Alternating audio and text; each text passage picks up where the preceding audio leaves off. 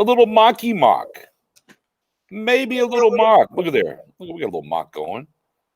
We got a little mock going. Then we decided to do a little mock draft with y'all tonight, man. Man, we had such a heated debate, Spoon, right? Right. You know, we were talking about, man, we were back in it, and man, we were talking about the ins and outs and what it is. Right. Oh man, what's going on, Stu? Man, we're gonna do a mock draft, man. We're gonna do a mock draft. We're gonna run it back. Me and Spoon and our guy Jay Tuck on his 1 year anniversary, man. We had a good time. We're talking about these smoke screens. What's Dallas going to do? What's going to happen? So on and so forth. We're like, you know what, man? Let's just go ahead and do it. Yeah, man, let's just go ahead and do a mock draft, man. Let's have a good time. I got Mark Cantor's in the building. I got Cantor's in the building. What's going on, Cantor? What is going on, man? We're going to let it build up a little bit. We're going to have a good time here. Get your shares out there. Get your likes up. Run it back. We're going to run it back. My guy just inboxed me. Man, I almost forgot how close the draft is. Shout out to my guy J5. Yeah, man. We're yeah, man. It's in the man. We are there. We are in the season for real. What's going on, man? You know, I mean, that's where we're at right now. What's up, Mendoza? What is going on? Me and Spoonie, we're late night creeping. We're going to have a good time. You know, we're going to set the parameters here. We're going to set the parameters here. We're not going to trade up. We're not going to trade down. We're not going to do anything. You know what we're going to do, man? We're going to sit here and we're just going to draft as the board falls to us, and let's see what happens, man. Let's see what we end up with. Let's see what goes on. We're gonna let it build up a little bit, get the likes, get the shares up, let it build in. We finally got my guy Stu Rogers on it. He's on Team Pitts. Spoonie, we finally got the antagonist on Team Pitts. Let's go. He's in. Now, you know what that means. As soon as we start this mock draft, you know what's going to happen? Pitts ain't going to be there at 10. Yeah, but damn it, we got him. Damn it, we got him. What's going on, Mo? Man, give it a like, give it a share, man. I'm going to get a couple shares real quick. I'm going to let you get some shares up too there, Spoon. Get some people here before we get it started. We don't want nobody to miss the first pick in the draft. Come on now. Not at all. Yeah, come on now. You know, time to get in. Let me get on this Twitter. Oh, yeah. Let me get it in here real quick.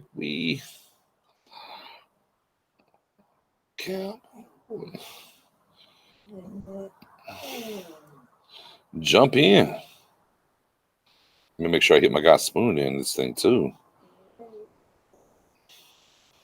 Yeah, man, we're going to have a good time, man. We're just going to let this board fall to us, see what's up. Are you excited, Spoon?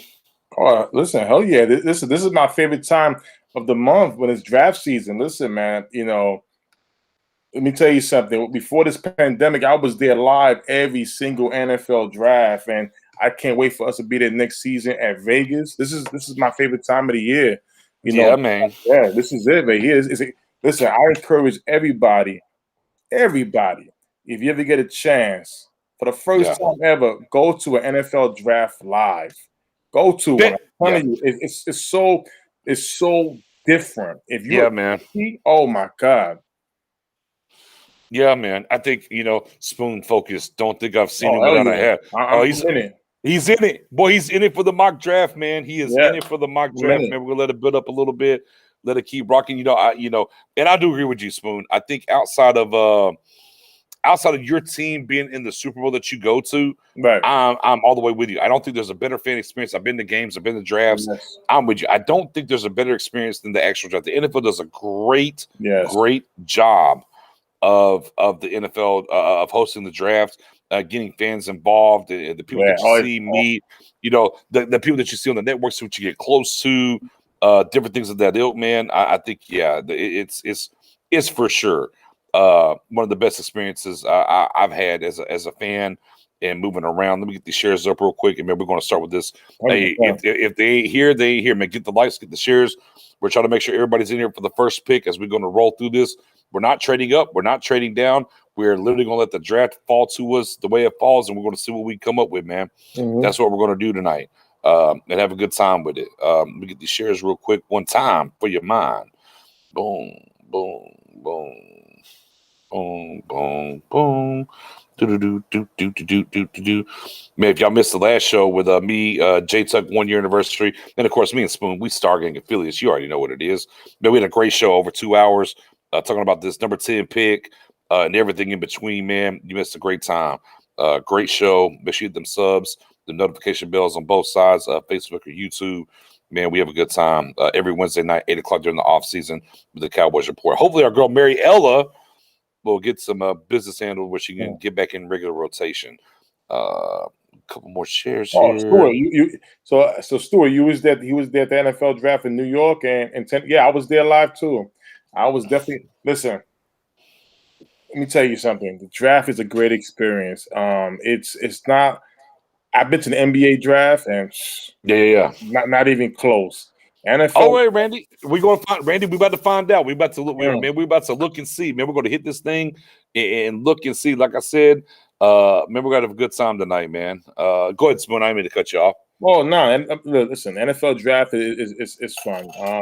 The first round, is cool and everything, but when you sitting there between the second and to the seventh, and you were there with your notebook, you in there with the fans, and you guys chopping it up, that's what me and BJ was at in Dallas, Texas.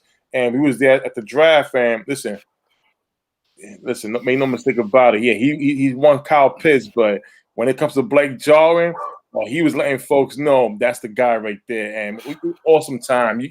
Listen, draft experience is awesome. It's awesome. Well, with that being said, I hope everyone's got their likes up, got their shares up, Twitter, Facebook, YouTube. Man, let's get into it. If they miss on the first round pick, then so be it. We're about to get this thing rolling. We're about to get it rolling. You ready, Spoon? I'm ready.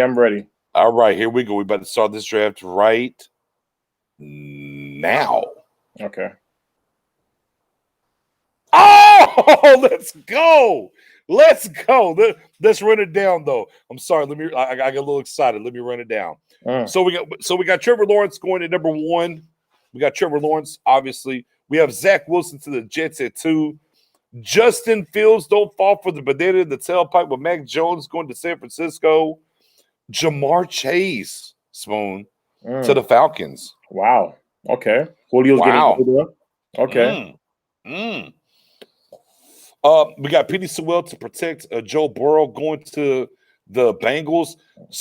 Patrick Surtain going to the Dolphins. I mean, they got Xavier Howard. They got Byron Jones. We talked about now. Here's what we're going to talk about here, Spoon. Let's backdoor. Let's circle that up real quick. Right. Let me go ahead. Let me bring that down. Let me bring us back on now. Yes. Let's bring that on because I brought this up on the last show. If you tuned into the last show, the one thing that I talked about, because we had the Horn versus Surtain debate. But if I told you Surtain's going to be your free safety, not a corner, who do you take at 10, Surtain or Horn? I chose Surtain. Go ahead. No, go ahead. And BJ, it's so funny because you brought up that question. Look what's happening now. Now, I don't think Miami Dolphins would take Surtain to be their starting corner when they got Howard there and they really had Byron Jones there. I think Surtain would be their safety. There was NFL scouts saying that Surtain could play safety. Man, he has the size for it. Man, wow! Look at that. And you look at it, you think about it, you go back and forth. It's like, yeah, this makes sense. When I see Surtain going to them, I'm like, oh, we just talked about it. Surtain being free safety.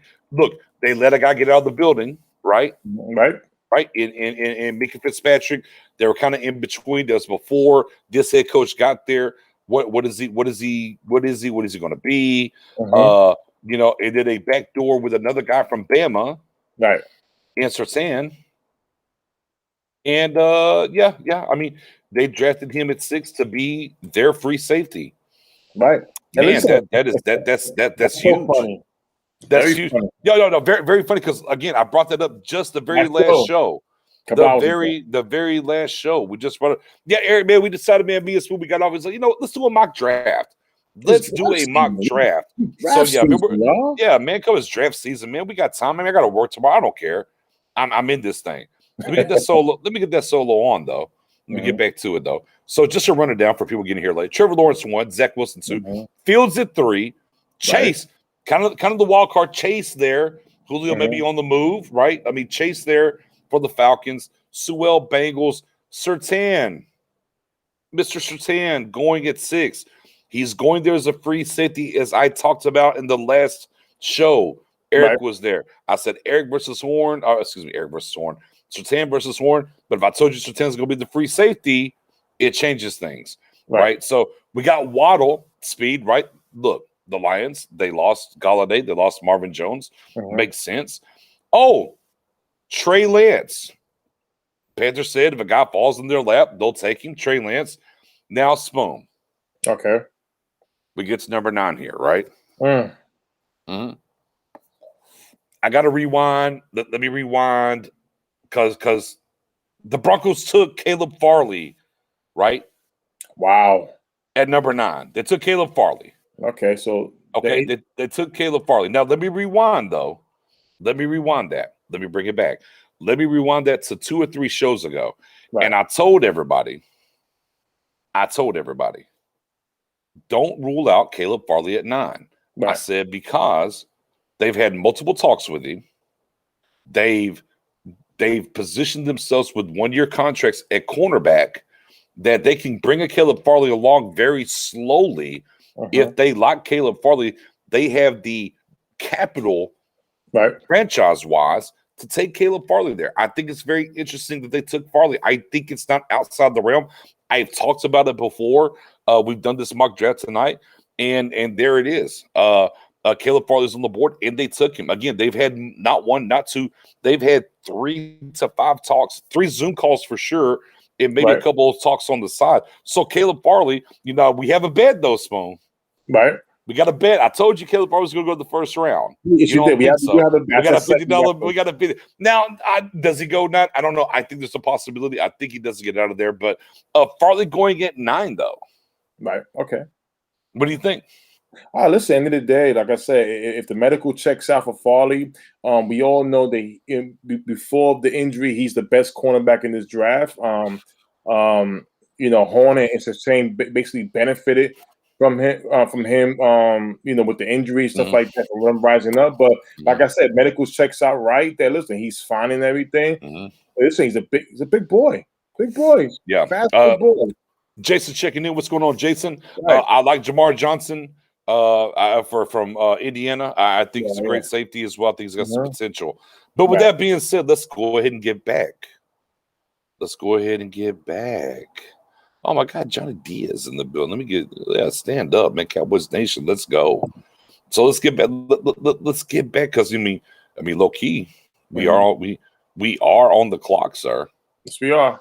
We are on the clock. So let's get back to it. So Trevor Lawrence 1, Zach Wilson 2, Justin Fields 3, Jamar Chase 4, Sewell 5, Surtain at free safety, not cornerback. We talked about that last show. We're seeing it shown in this mock draft here. Waddle 7, Trey Lance 8, Caleb Farley 9. Right. Okay. Well, all right. So let's take a look at the board. Shall we take a look at the board, sir? Shall we? All right. We have we have a Kyle Pitts. We have a Micah Parsons. We have a Devontae Smith, a Rashawn Slater, Mac Jones, J.C. Horn, Christian Barrymore, also Christian Derishaw, Trevon Moreg. I mean, we're getting a little longer the tooth here. We know what it is. Let's scroll back up.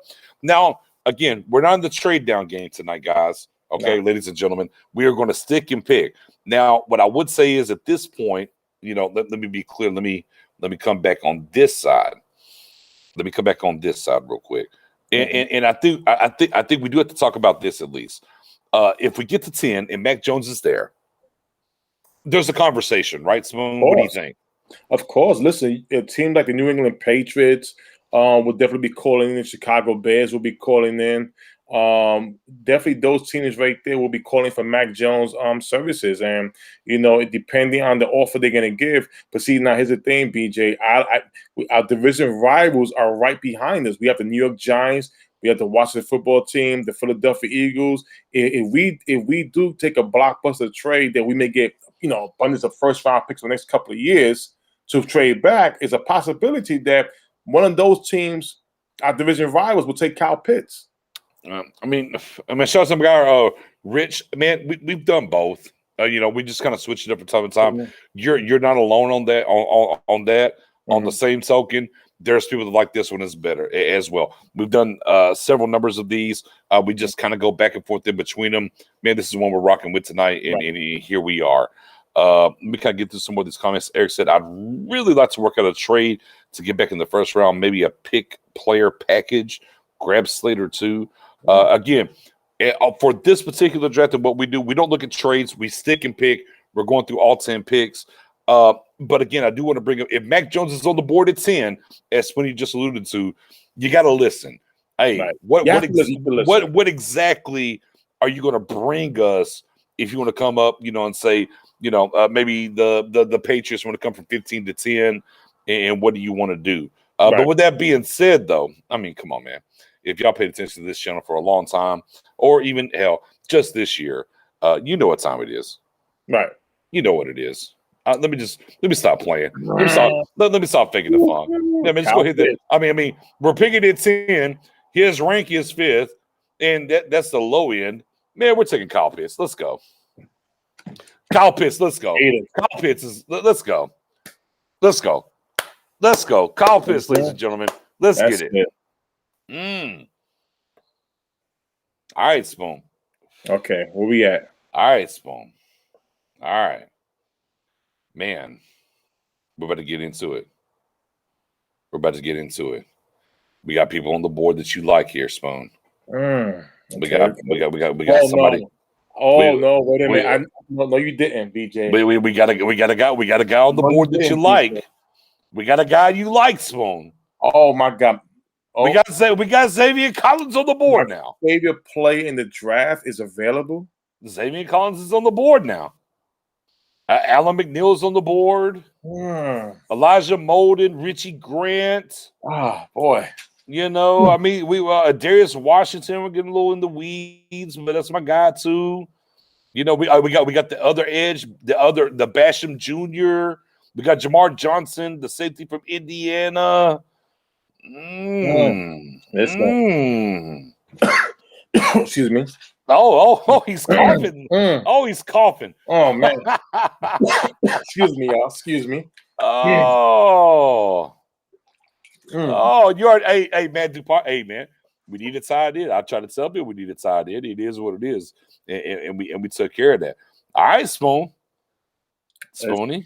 Listen. Do I need to run them down for you again? Not at all. I don't need to run those guys down again. Hey, Kyle Pitts at number 10, Xavier Collins right there available. Xavier Collins the pick. Oh my God. All day, every day? All day, every day. Gotta say. Real quick, everybody in the comment section, get a like, get a share, get people in there. I'll run it down. Let me run it down. Let me see what the people say. Let's just see what the people say. Okay, no doubt. Quick. Now we'll give the people a chance here. Let's give the people a chance here. All right, the people. Let's go back here, right? So now Dylan is riding up the wave of tackle from North Dakota State, but Xavier Collins sitting there, right? Carlos Basham from Wake Forest, Jamar Johnson safety. We're not taking the running back, Travis. Anthony. We got the edge Perkins from Oklahoma. We're not there. Center, we're good on Dickerson. Wide receiver, we're good here. Jabril Cox will be the other linebacker. Okay. Alan McNeil. Alan McNeil, I think is probably a guy that you would say, maybe a little pause. Do you want the D tackle? Or do you want the linebacker? Elijah Molden, Richie Grant. But we're kind of Darius Washington. There's some names down here. I think if Xavier Collins is there, though, I don't know. Again, and I'm a big McNeil guy. I love me some McNeil. Yes, you are. I love me some Alan McNeil. Yes, you are. If they decide to go Alan, if this is the board, they went McNeil over Collins, I'm not tripping. Right. I'm not tripping. But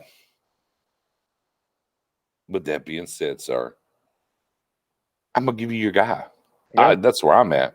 Thank you. Oh, God. I'm going to give you your guy. Matt DuPont says Collins easy. My guy Mark says, I'm going to lose on this round. I think so. My guy Eric says, if Pitts really happens, I'm riding no matter what. Wouldn't be my strategy, but I'm writing anyway. Star always comes first for that part, sir. 100%. And look, and here's the thing. Just like you, just like us, man. The only thing that we want to do here, Eric, get number 6. And that's where we're at. Right. I'm cool with Collins, but I want Grant. I'll be honest with you, Mojo. I'm out on Grant. I think Richie Grant's a 3rd round pick. I don't think it's a 2nd round pick personally. I've watched a lot of his tape personally. And I know Mendoza's going to disagree. I think Mendoza's got, I'm out on Grant, bro. I am. Collins slides right in week 5 when LVE gets hurt. So let's get to it, man. And low key, and be clear for everybody that's here. Since January, my guy Spoonie has been all about Mr. Xavier Collins. 100%. Yeah. He has been on the board. He's been as crazy as say Collins at 10. I told you he was crazy for that. Yeah. But don't put me in that room. All right, bam. Collins it is, man. All right. Collins it is. Collins it is. All right. Let's see what we're rolling with. Oh, look at this here. Look at this here. Look. Oh, see, and this is why we talk about this draft, man. This is why we talk about this draft. Because rounds 2 through 4 are so juicy. Yes, it is. Bro, they're so juicy. And we're sticking to picking. We're not moving up the board. Now, look, we took Pitts at 10. We took Xavier Collins at 44. We're sitting at 75, Spoon. 75. We're sitting at 75. Where do you want to go? You want a safety? Hold on. You want a safety? I got you. Jamar Johnson on the board. Adarius Washington on the board. Hey, look, you want to go? Maybe we should have went D-line because we could have went linebacker here with Jamin Davis from Kentucky. That's right. Okay, right? That's fine, though. Oh, you want a cornerback? That's not a problem. I'll get you Tay Gowan out of UCF, or I'll go get you Eric Stokes out of Georgia. Oh, wait a minute. Yeah, we got options. Now, listen. Hey, we got options. Hey, BJ, as much as I love safety, talk to me now. Being there, Eric Stokes, listen, he's a little small frame, but his coverage is what we definitely need. Hey, look, and we get to defensive tackle for those that are worried. Right. Hey, I got my guy Tommy Toe from Ohio State. I got Jay Tufele from USC. I got Bobby Brown from A&M. I got guys. At D-line still. I got my guy Mustafa Johnson over here from Colorado. I got guys. I don't know. I'm with you. Look, and I'm a big Washington guy. I'm a huge TCU Washington guy. Okay. We're picking at 75 and 99. Right? Okay. Right? So we got round picks right here. So let me look at cornerback real quick. So I got my guy going. We got Stokes. I got my other guy, Graham Jr. from Oregon. We got Kelvin Joseph on the board still at UK from Kentucky. Yeah. Right? We got Ambry Thomas a little bit later in the weeds. Big choice here. Let me go to safety. Let me go over to safety real quick. Okay. Jamar Adarius is my guy. Oh, we got Hansen. I think my guy Cisco's gone. Yeah, Cisco out of there. Yeah, my guy Cisco's gone. So, what are we doing here? Is it there? Kelvin Joseph, the Cowboys have talked to Kelvin Joseph a lot. He was he led the SEC in interceptions. We didn't draft a corner yet. Now safety, you still got some pretty solid safeties on that draft board. You still got Darius Washington, who I think we could get him next. We got 2 third-round picks. We could get him next round. You still got Johnson from Indiana there. You still have Andre Cisco that we didn't even get to yet. And I think Cisco. No, Cisco's gone. Oh, Cisco is gone. Yeah. My guy Cisco's gone. Yeah, okay, I just went and looked for him. So we're literally looking at Jamar Johnson, which I like Johnson from Indiana. Yeah, Washington is my guy, though. Yeah, I understand. We got 2 thirds here. We got 2 third round. We got 2. Let me go back to corner. We got Gowen, Stokes, Graham, and Joseph. I think we roll the dice here. Let's roll it. I think we roll the dice. I think we go safety. All right, let's go safety. Oh, we got Marco Wilson down here from Florida as well. Kind of climbing up the boards. Okay. So Ooh, let me dive back in. Let me dive back in. Guys, are we going safety? Are we going look, everybody in the chat, are we going safety or corner right here?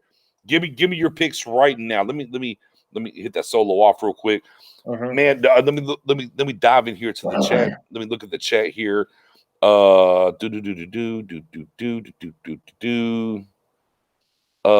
got Eric with Jamar.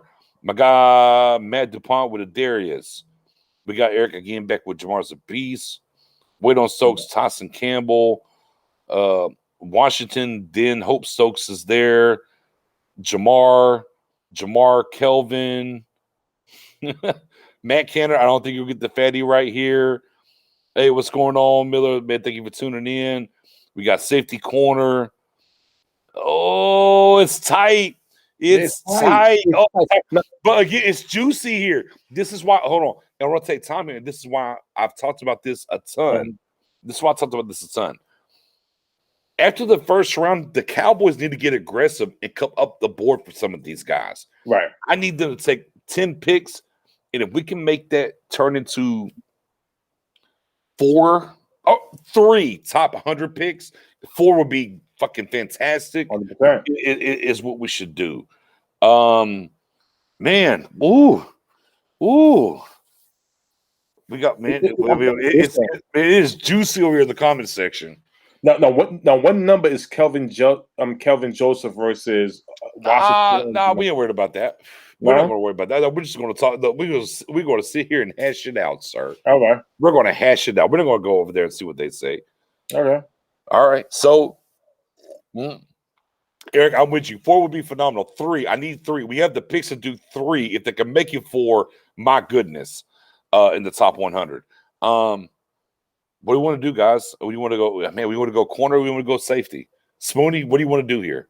You want me to run them down for you one more time? Nah. Listen, it's out of those 3 guys. It's between Kelvin Joseph and corner, or safeties Washington or Johnson. It's hard. I know we got 2 third-round picks right here. I'll put my name out. I'm going Stokes. All right. I'm gonna throw it. I'm going Stokes, man. Stokes? Okay. Man, I'm going. Man, Stokes right here at 75. I think is huge.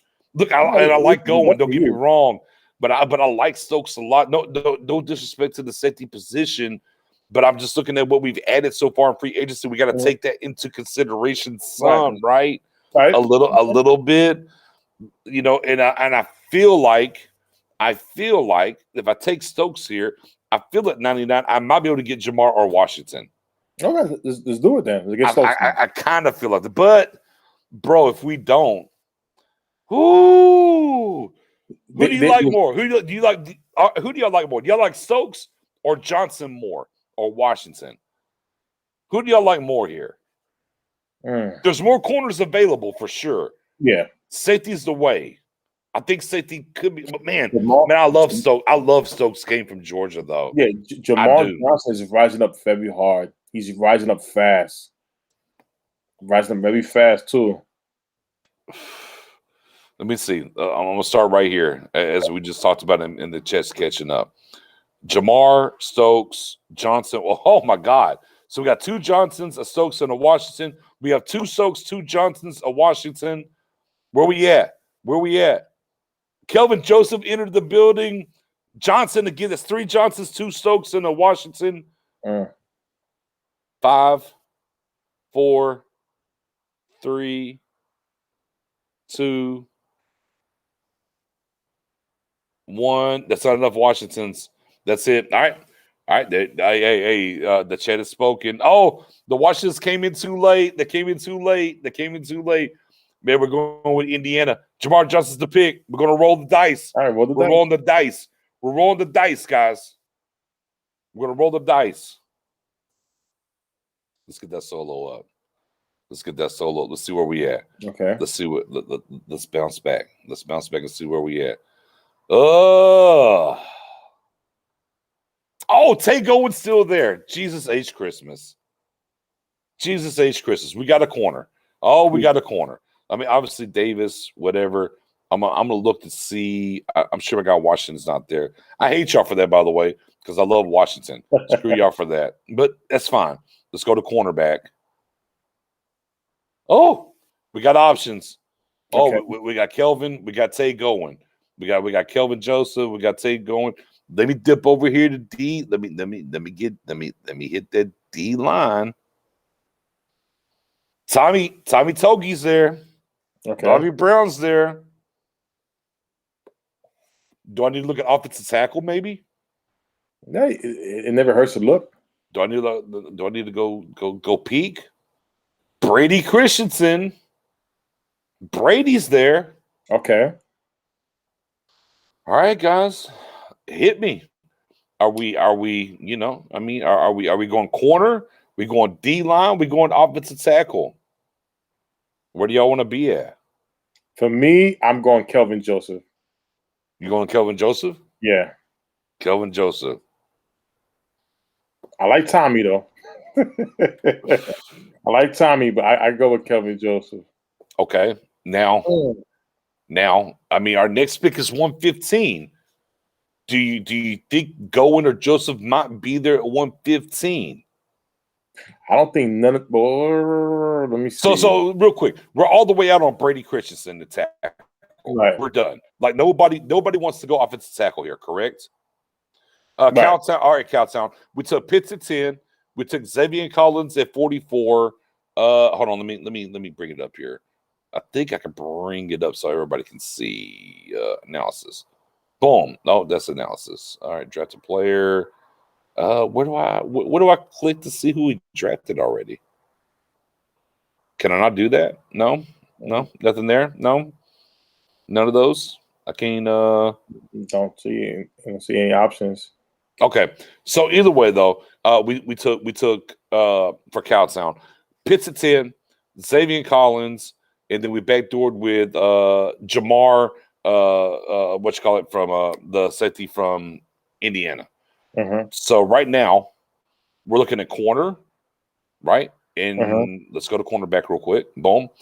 Cornerback, we got Tay going. We got Kelvin Joseph there. All right. If we go D-line, we're looking at, we got our guy Tommy Toga in the building. Bobby Brown's still there. If we're thinking offensive line, we're thinking old tackle, okay, we're looking at now my guy Robert Hansey's still there. I like Robert Hansey for sure. But Brady Christensen is on the board still, is where we are. So that's kind of my thought process. Where I took you want to double dip a linebacker? I mean, Jamin Davis is there if you want to double dip. If you wanted to double dip at linebacker, Jamin Davis is there too. Yeah. Oof. Damn. You know, if you get a Jamin Davis, you got Xavier Collins. That means the future ain't bright for Jamin. Mark Johnson in the day two is wasting a valuable pick. I don't know. He's rising up the board. Look. Yeah, I would have took a Darius Washington, Mojo, but the people spoke, so that's where we're at. Jamal's coming up. The people's he's coming up real fast. Yeah. Eric's asking what linebackers. Jamin Davis. Linebackers. So all the linebackers that are available currently. Remember, we took Xavier Collins already, but let's go linebacker real quick. Let's take a look at the position. Let's go out here and take a look. Jamin Davis, Justin Hilliard, Monty Rice, Cameron McGrone, a guy that I like. KJ Britt, another guy that I like from Auburn. Ernest Jones, South Carolina. Garrett Wallow, super sleeper that we can kind of backdoor get later. I mean, Amir Gainer, athletic. That's kind of where we are at the linebacker spot. I think for me, I mean, it was. I think for me, it's either we're going Tommy, right? I think we're going. Wait. No, stop it. Get out of there. I think for me, let me get back here to defensive line. I think to me, it's Tommy, or we're looking at cornerback now. Kelvin Joseph. And we're looking at Kelvin Joseph. I think that's where I'm at currently. That's where I would be at. My pick is Kelvin. Kelvin. Okay, so put him. All right, we're going to start right now after Mojo's comment. We're going to go Kelvin versus Tommy. Who do y'all want? Kelvin versus Tommy. Where do y'all want to go? Cowtown says Toga, but got to go cornerback. Okay, all right. The leader of the fatties, of course. The leader of the fatties, of course. That's definitely Mont's guy. Yeah, we got one for Tommy. We got one for Kelvin Joseph. We got two for Kelvin. Let the people vote a little bit more. We got three for Kelvin. It might be a landslide here. There's one more Kelvin. It's over. One more Kelvin. It's over. Yep. Yeah, there it is. Cowtown. Cowtown with the Kelvin. That's where we're going there. That was the guy. All right. There it is. Say less. All right, Kelvin. It is. Look, I think people are sleeping on Tay going. Just saying. But I understand the infatuation with Kelvin. Let's go. Kelvin it is. Oh my goodness. Oh my goodness. All right. Well, Jamin Davis is still on the board, ladies and gentlemen. Wow. So is Tay going. Now I know what everybody. Let me look at this offensive tackle position. Brady Christensen still there. Let's go look at D-line. Tommy's gone. Oh, Bobby Brown's there though. And my guy Mustafa, my guy. I mean, whoever you like. So I mean, what are y'all feeling, guys? I mean, I think at this point here, you have to go BPA. If Jamin Davis is still there, he is there. I mean, listen, they're not too sure about OVE. Pick up the option. They're not going to decide it until after the draft to see what they get. So if there's option, if here's the thing, if they didn't do it already, that means they're waiting on options. I say go with Jamin. You have to. Him and Xavier could be your future guys. I mean, are you sure? You want to pass on Brady Christensen, offensive tackle from BYU? Oh, he's still up there. Oh, yeah. I'm just throwing it out there. Yeah, man, he could be your future guy. Once to. I'm just throwing it out there. Damn. Yeah. It gets tight. It gets tight. Decisions. Let me take a look over here. DT not going to get that much PT anyways. Yeah, I mean, Tommy's gone now, guys. Tommy's gone. It is what it is. Says can't go Jamin. That's not realistic. I mean, I don't know. Is it? I mean, who's the only guy that's left on the linebacker core right now, Cowtown? Let's talk about that. They haven't picked up the 5th-year option, as Spoon just said, as it pertains to LVE. Neil's a 1-year deal. Jalen literally can be moved on from next year. What's Sean Lee going to do? If anything, it's a 1-year deal. That leaves you with Xavier Collins, Luke Gifford, and Francis Bernard. I mean, you easily could go Jamin here. You could. Yeah. You could. I say pull it. I say pull the trigger. See, to me, I think I would go Brady Christensen right here from BYU. I mean, for me. It's not a bad look either. For me. You know what I'm saying? Man, shout out to Steve, man. Hey, man, hey, bro, I just have a good time, brother. You know what I'm saying? That's all it is. I think for me though, yeah. Right with that too. Yeah. Again, I like what's here on defense. I'm just going to go back again at this point, right? We're looking at pick 115, guys. Right. Now, my guy Hansy's still on the board from Notre Dame. Okay, is this the 4th round? Right. Okay, we're into the 4th round, pick 10. But my goodness, guys, nobody on the Brady Christensen train. Is that just me? I'm the only guy with Brady. I like Brady too. I think Brady Christensen would be a good pick for future. Definitely for the future for between Lyle Collins and Tyron Smith. I mean, we could go Bobby Brown here. We could go Bobby Brown here at defensive tackle. We could, and I would be okay with that. I'm not mad at Bobby Brown here at defensive tackle. Let me go back to defensive tackle real quick. Just kind of run the names down that is available. How about pass rush? So I mean, obviously, Milton Williams, Louisiana Tech, Bobby Brown III, Toga from BYU. Again, a sleeper for me, Mustafa Johnson out here in Colorado that we can get later. Yeah. Let's go to edge. You're right. Let's go to edge. Mm-hmm. We haven't looked at edge yet. Hold up. Let me get up out here. Yeah, there we go. Let me go to edge. Edge, we're looking at. Oh my God, Chris Rump the second. I've been pounding the table for Chris Rump the second from Duke. Mm-hmm. I think we give a little bit later, but I mean he's there. Joshua, don't ask me to say his last name, from FSU. Malcolm Kuntz from Buffalo. Janarius Robinson would be a guy that I'm intrigued with. A little bit of a project from FSU. If I was taking either one of the guys from FSU, I would take Janarius Robinson. To be honest, outside of that is my guy. Hold on, is my guy? Is my guy say? Wait, did they say my guy yet or no? Damn, he gone. Okay, my guy from northern Iowa's up out of here, I guess. Okay, fair enough. So yeah, man. I mean, I don't know. What do you want to do, man?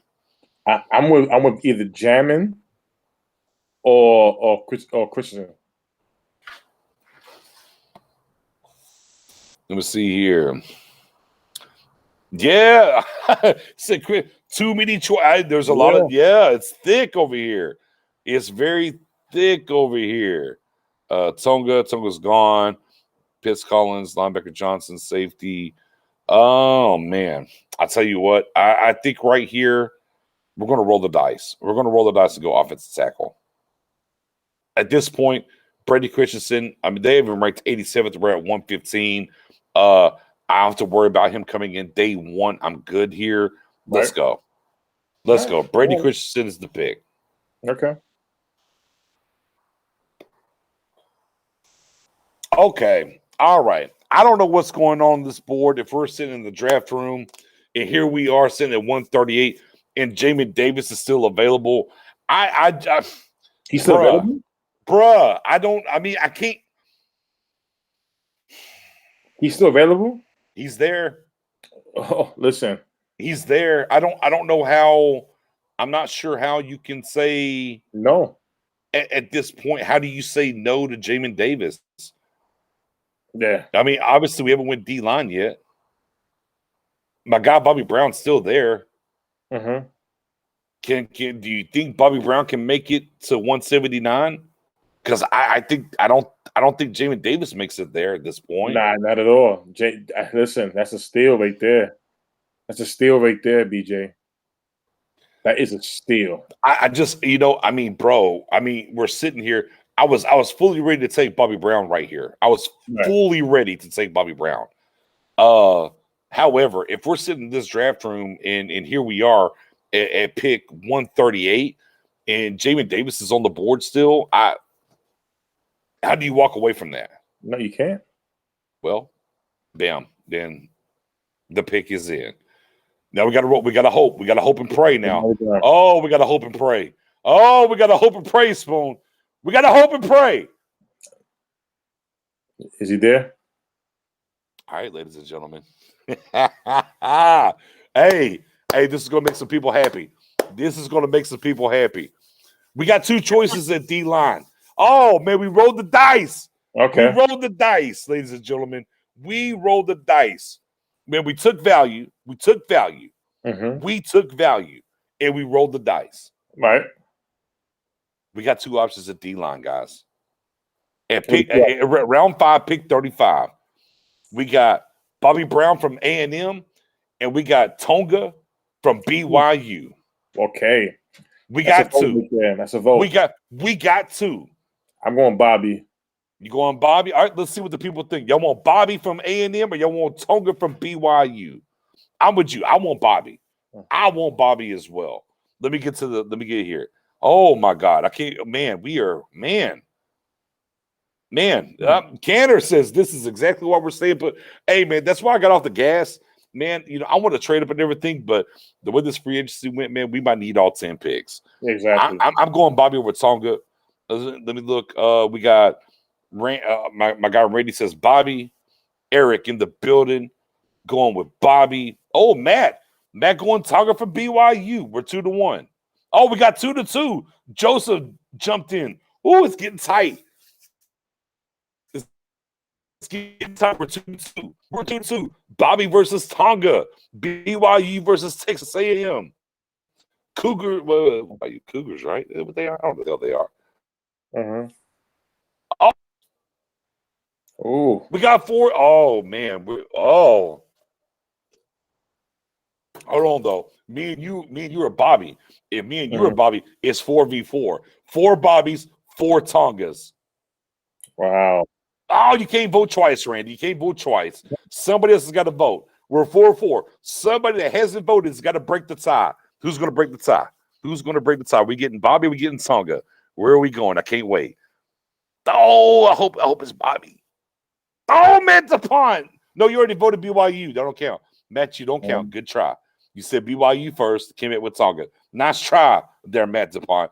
That is not going to work. We need somebody that hasn't voted yet. We need somebody that hasn't voted. Or we can Rochambeau it, Spoon. You want to Rochambeau it? Nah.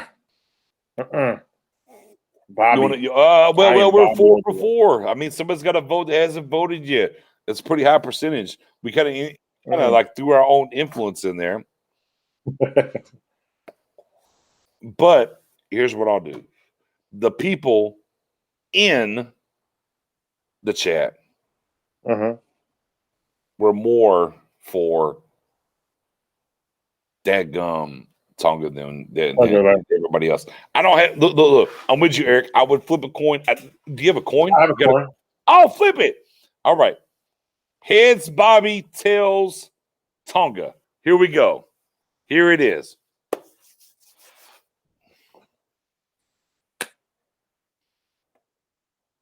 Heads, Bobby. Heads, Bobby. Heads. It's hey. Shout out to the coin flip. That's okay. Round 6. Now, I'm feeling pretty good right now. Hey guys, you know what I'm gonna do? I'm gonna do our Tonga guys a solid. I'm gonna do them a solid.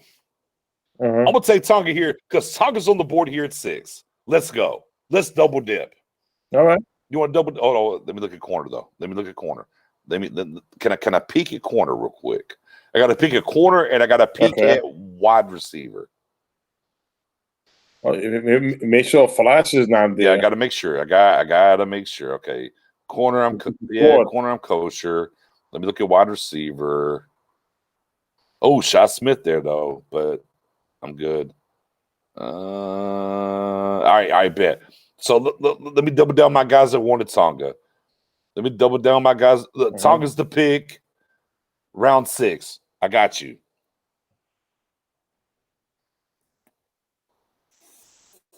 All right, round 7. Oh, no, I forgot we had another pick in round 6. Oh, okay. Where do we want to go? Oh, I know where I want to go. I want to go Taryn Jackson, edge, Coastal Carolina. Ooh, that's where I want to be. But let me run them down. Though. Yeah, I mean, we got Puka Williams, running back, Kansas. I am very high on him. We're good on side end. We're good here. My guy Mustafa Johnson. We took 2 defensive tackles. I would love to get him here, but I mean, I think we're kosher with the D line now. Let me look at offensive tackle. I'm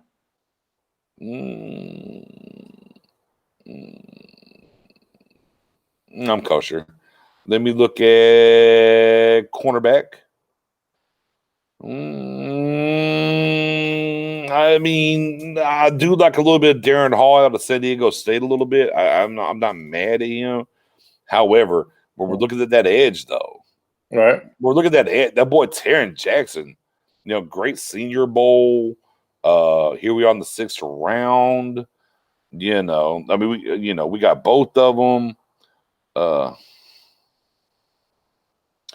I think here's what I think, Joseph. I think we need as many big bodies. We have to remember this. It's a 4-3 scheme, but Dan Quinn likes to use 3-4 bodies on the line at times. Mm-hmm. It's kind of what it boils down to when we get there. Again, for me, I think right here, I think this is a home run. I think if our guy Taron Jackson is there, I think you take him from Coastal Carolina. Absolutely, unequivocally, mark it. I'm drafting him. I don't care what the group has to say. Daggum, it's our show. Right. Now, here's what we're going to do. The last pick is definitely up to the group. No ifs, ands, or buts about it.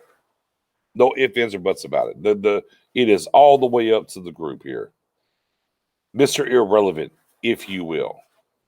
Okay. All right.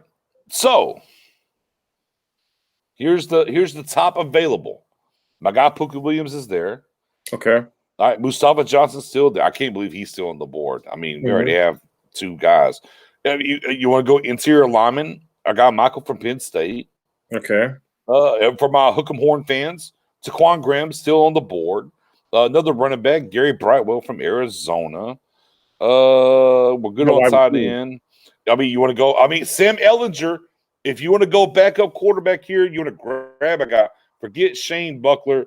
Sam Ehlinger maybe to grab a guy, just to grab a guy to work.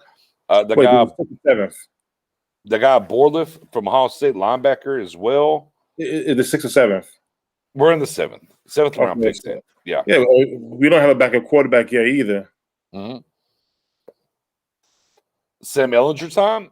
Are you feeling Sam? Who's the other quarterback? I mean, okay. Let me pull quarterbacks available. Shane Buckler or Sam Ehlinger. I mean, that's who's left. Yeah. So I mean, I'm kind of Pooka. Yeah, I'm kind of Pooka. I'm kind of this. Matt DuPont wants to look at wide receiver. Let's go to wide receiver real quick. I didn't get my guy Flash anyways. Yeah. Georgia State, no. Wide receiver, we have Rico from Hawaii, TJ Vasher from Texas Tech, Oshman A&M, Mitchell, Mississippi State, Marlon Williams, UCF, and Warren Jackson from Colorado State is where we are as it pertains to the one and only wide receiver position is where we're at.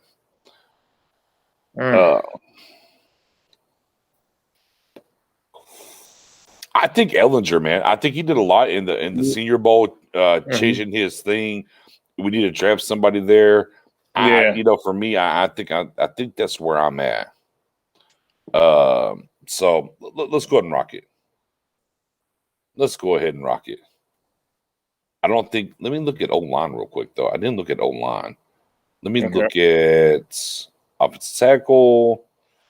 Garen Green, Sherman, Doyle, Ball. I'm kind of coach. Look at interior. Let me just look at interior O-line real quick. My guy Tommy Creamer's there from Notre Dame. I do like Tommy Creamer. Okay. So I'll put it to a vote. Tommy Creamer or Sam Ehlinger? Y'all want another interior offensive lineman, or do y'all want a potential backup quarterback? Do y'all want Danucci or Sam Ehlinger? Who do you want to do? I'm not mad at that. Yeah, I mean, I would definitely like to see Alex Smith come through the board. Yeah. I am big on Pooka. I like Pooka a lot, personally. Let me throw him on the vote, too. Pooka, Sam Ehlinger, or my guy from Notre Dame and the interior offensive lineman. I mean, where do y'all want to go? Where do y'all want to go? Tommy Creamer, Pooka, or Sam Ehlinger? But I tell you, Mel Kiper said Sam was a top 10 quarterback. What? Ranked number 10 in the NFL draft. So, I mean, you got five went in the first round. I'm assuming the other two with Cal Trask and my man from Texas A&M. I'll go with Sam. You know what? We can always sign as a free agent too. If he's not drafted. It's true. We got a lot of timies though. We got a lot of Sams, a lot of time. Nobody wants Puka apparently. Hey, hold on. Thank you, Joseph. Somebody came through with Puka for me. Somebody came through with Puka. Okay. Anybody else on the Puka train before I pull this trigger? Anybody else with the Puka? Anybody would have come to the Puka train with me? I mean, Puka is the highest rated guy left on the board outside of Minute, the center from Penn State. Anybody? Hey, good insurance too in case something with Tony Pollard. All right, you know what? I'm getting rid of the offensive lineman. I'm starting to vote over Puka or Sam. That's where I'm at now. Puka or Sam, damn it. That's where I'm at. I'm going Puka then. You going Puka? Okay, you going Puka? Puka or Sam is where we're at. I got 2 Pukas. 3. Let's go. Let's go. You need more speed. Yeah, let's go Puka. Let's go Puka. And then we'll get Sam as an undrafted guy. That's what we'll do. All right, here we go. We're going to see let's see where we ranked Cowboys Nation. So we got an A- for Kyle Pitts. We got a B+ for Xavier Collins. We got a B+ for Jamar Johnson. We got a B+ for Kelvin Joseph. We got a B+ for Brady Christensen. Man, we got a C+ for Jamin Davis. Really? Wow. We got a C+ for Bobby Brown. Oh, we got a B+ for Tonga.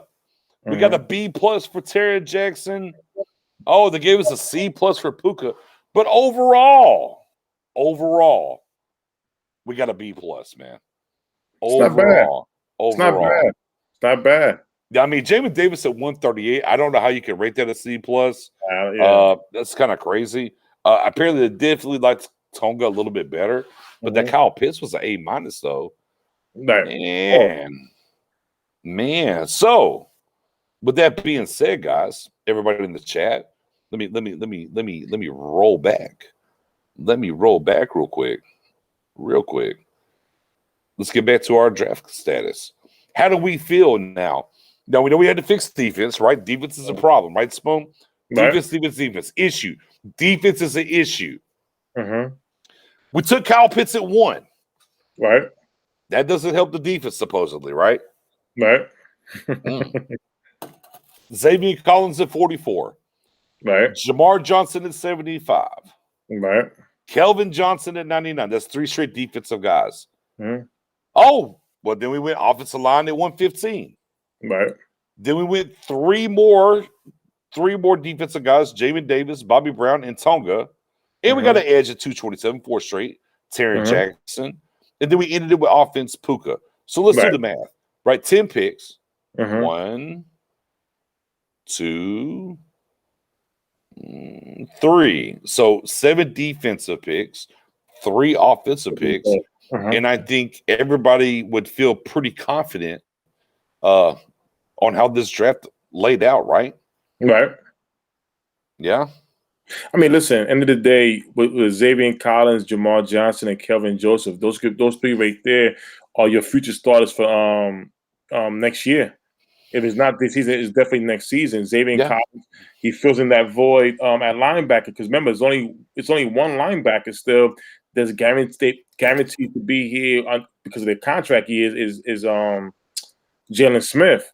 They haven't picked the option yet for LVE.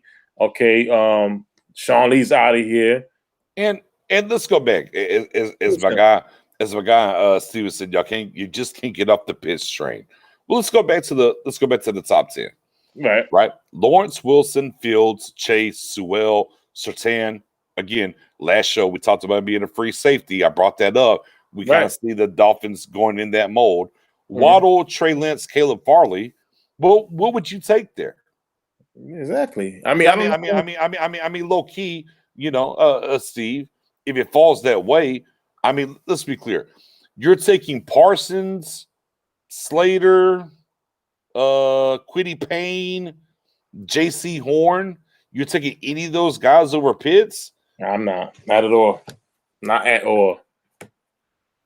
And again, as like I said last show, there's still quality corners in that second round that you can take. And we got Kelvin Joseph in the third round. Yeah. That's great. And as my guy Tyrone Church has said, bro, no matter what happens in this draft, they have to go shopping after the draft. Of course. They have to, because they haven't done enough on the front side in free agency of this draft to be solidified. So, yeah, no matter what happens in this draft, absolutely, they're going to go shopping after the draft. No ifs, ands, or buts about it. Mm-hmm. You know what I mean? I mean, it's just what it is. And as my guy Cushney just said, he was like, hey, they're tearing up the league right now. We have to understand to be ahead of the curve and not be late to the game. 2018, your Super Bowl tight ends were Ertz and Rob Gronkowski. 2019, they were Kittle and Kelsey. 20, it was Rob Gronkowski and Kelsey. Right now, attacking the middle of the field is what's hot. When you look at a quarterback like Patrick Mahomes, right? He has less than 100 attempts the past 2 seasons outside the hashes. Everything's in the middle. That's where it's at. If you go back to, and maybe the NFL should have cut on to this shit a long time ago, and you think about a Tom Brady, the only time that he really attacked outside of that, it was Rob Gronkowski. You go back to before Gronkowski and the killer, that was there when they had the tight ends back in the day, the big coats of the world and everything.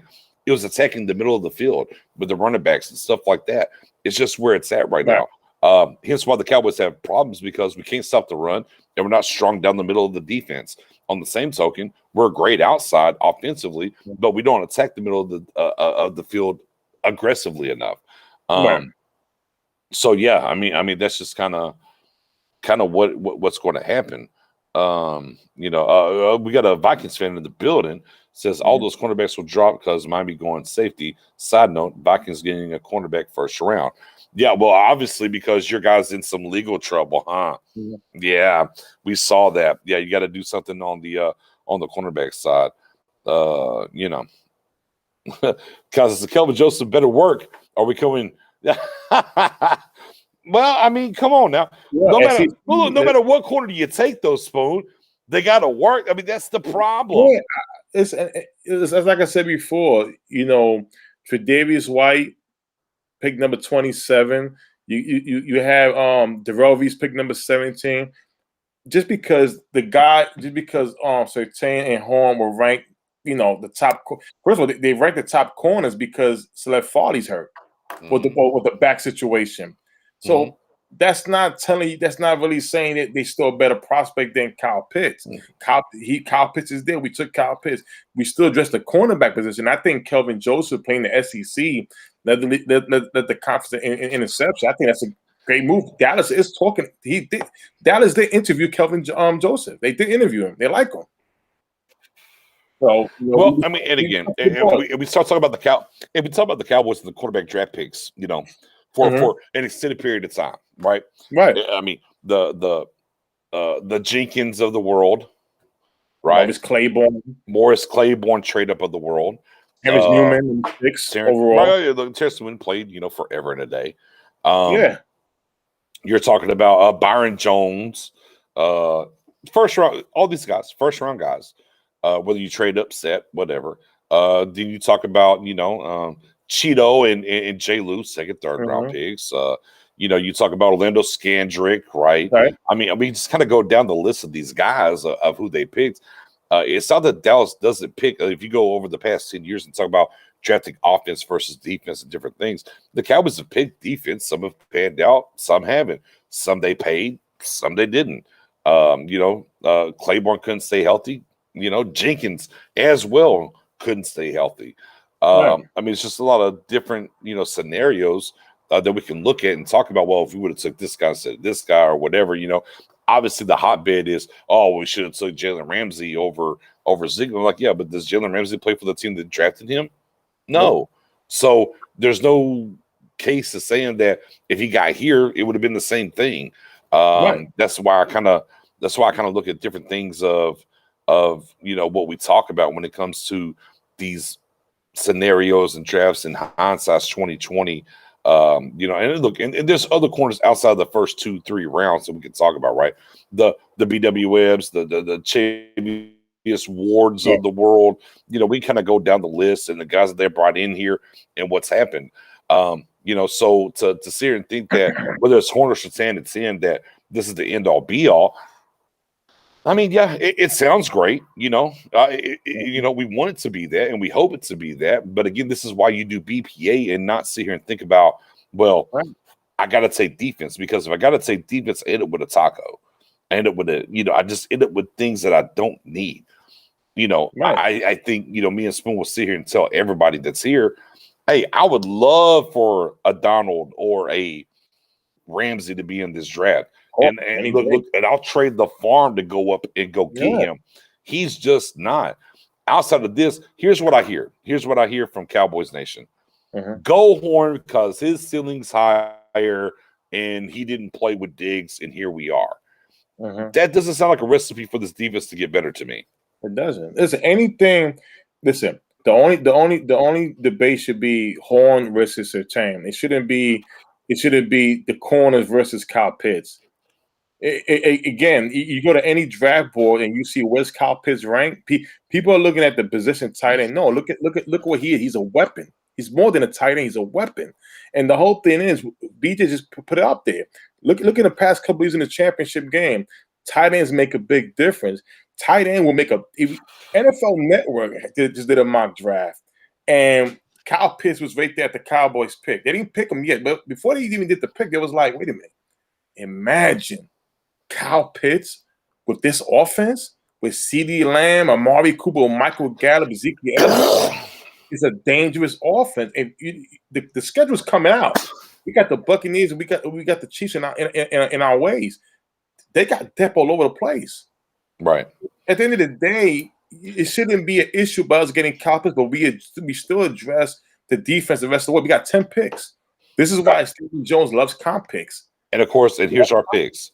Kyle Pitts at 10, Xavier Collins at 44, Jamal Johnson at 75, Kelvin Joseph at 99, Brady Christensen at 115, Jamin Davis at 138, Bobby Brown 179, Tonga at 192, Terry Jackson 227, Puka Williams at 238 is what we rolled with tonight and what happened. And you're right. I mean, absolutely unequivocally, Spoon.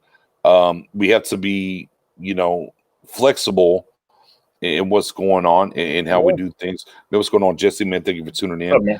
You have to be flexible in what's happening there.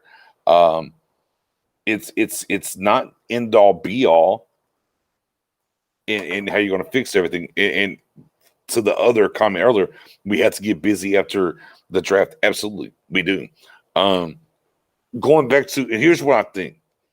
I don't per se like I'm old enough to remember us taking Greg Ellis instead of Randy Moss, although I get it. I get it. I do get it. Here's what I like more when we talk about that. Look at Minnesota's offense then, right? And they had Jake Reed, and they had Chris Carter, and they had a great offense the year before. Right. That didn't right. Ohio State, right? And you have to think about it in this aspect of the time that NFL was. If you're 27 and under, you don't understand that NFL because you didn't live it. I lived it. At the time, them taking Randy Moss was absurd. Yes. It's like, why would you do this? Yeah. It was absurd. Because, bro, you're fine. You don't need this.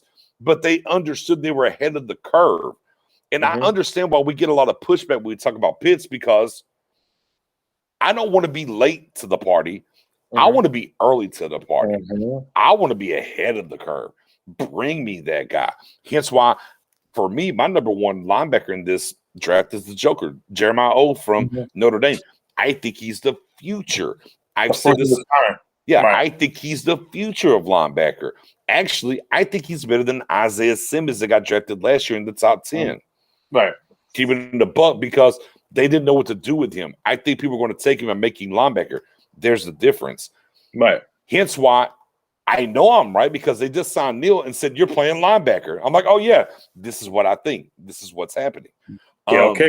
Same thing. Right. Yeah. It's the same thing. So I'm like, I don't want to be behind the curve trying to catch it, especially if we're not going to spend money in free agency, Spoon, and we're not going to do those kind of things. Then we have to be forward thinking in these drafts and do things. You took Lamb last year when you shouldn't have, a lot of Cowboys fans said. I'm saying, no, you should.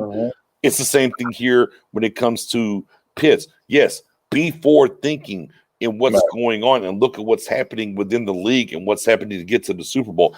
You can literally, off the top of my head, I can name the last 6 starting tight ends for the last 3 Super Bowls for each team.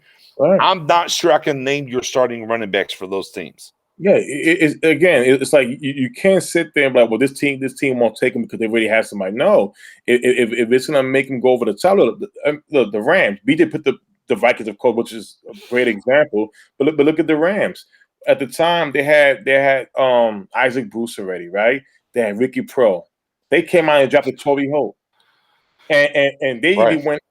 Hold on. And they had Azakim as well. Exactly. So my thing is that you can never have enough. Don't just settle. Listen, Blake Jarwin, we like Blake Jarwin, but end of the day, coming off an ACL injury, we haven't seen a full season of him yet. Kyle Pitts is an upgrade. Kyle Pitts is a different breed. He couldn't beat out Jeff Swam whenever Witten retired. Steve says, nice draft, gents. Does that mock draft put us in the playoffs, though? I think so. Because end of the day, your offense is going to score so many points that your defense at a time will get better and get used to each other. Look at the Chiefs. The Chiefs changed their defensive scheme in 1 year. They were still able to go to the championship game. The defense was like 11-15, I believe. Around that, it was still solid enough to hold down the offense. And I think the key part of this defense can do that once they start gelling. Remember, it's the same type of scheme they had in 18. I don't think these guys here on the team, on the roster right now, it's gonna be too long. They played this scheme under Christopher Shaw in 18. I think the players look, and we're going to keep it strictly to the mock we just did, right? And I think that if we add those players combined, and I think this is key, Steve. I think combined with Dan Quinn and going back to a familiar scheme defensively, yes, it should put us back in the playoffs. Now, look, being in the playoffs isn't enough. The real question probably should be, does this make us contenders? Right? That's what we're looking. Does it put us in the champion? And that part I don't know. And that part I don't know, because I don't know how much Dan Quinn's going to matter. Like, that's what they're look. Obviously, we've seen free agency and we've seen what's happened. They're betting, they're hedging their bets, if you will. See a job that Dan Quinn's going to make. LVE be healthy all of a sudden, and he's going to put Jalen in a position to play better and getting back to the 18 style. And we hope that's true. I think the biggest key to me is Randy Gregory is going to walk through the door. We get to pay off Randy Gregory, and I think those things will matter a ton. We'll see a second year of Donovan Wilson. I think we're into the second year of Neville Gallimore. Right, I think we're into the second year of Diggs. I think it's more so of not just the guys that we added. I think it's the guys that were impactful last year going into the second year and taking that step forward is what's going to matter a ton. And look, and I get it. A lot of people are out on Tristan Hill. Tristan Hill showed a lot of flashes, right, before he got hurt, the same game that Dak got hurt. I want to see Tristan Hill continuously take that step forward. Tristan Hill's still very young. He's very young, guys. He's only 22. Don't give up on Tristan Hill yet. You know. Let me get to the next question. Jesse, with the do you guys think the word generational talent gets thrown around too much? Spoon? I mean, here's the thing. It all depends. Listen, sometimes scouts are wrong and stuff like that. But when you really look at a guy's tape and you really see the guy, what he's doing, what's around that guy, like Kyle Pitts. Okay, who was around him? Not that many players, the good players around him. College Fast, even alluded to that. Let's talk about a game against Alabama. Kyle Pitts came out there. He had I think a $150, 7 catches, 1 touchdown, but the score was 52 to 46, I believe, right? Okay, my thing is this. Why is that? Because they had a zero in. We talk about Alabama defense, and we all know it's top notch under Saban for the last 5-6 years. But Kyle Pitts made a difference. He made a difference. Him being on the field got everybody else open around it to keep that score close. So just imagine Kyle Pitts on a already established offense with Dak Prescott, CeeDee Lamb, Amari Cooper, Michael Gallup, Ezekiel, the offensive line. Right. It's going to be, you want to be dangerous. Don't just stay content. Be dangerous, because again, if your offense scores a lot of points, it's going to basically make the opposing team change their plan, and we can't win the ball. And guess what? They may not be so effective throwing that ball, and that may help the defense. That's how you get better. End of the day, when you look at Kyle Pitts, when you say generational talent, you really got to know who you're talking about. And it's not only that. Look what the guy has done for that game. Look what's around him. Kyle Trask said it best. He's the best player I've ever played with. Where is Kyle Pitts ranked above in this NFL draft board? He's ranked top 5. Yeah, and that's better than a lot of these quarterbacks. Right. Proof's in the pudding. Right. I think Jesse, to answer your question directly, yes, generational is thrown out too much, but I think that's because people have a different perception of what generational means. Right. And you can kind of bend the word generational to fit your narrative of what you want to do.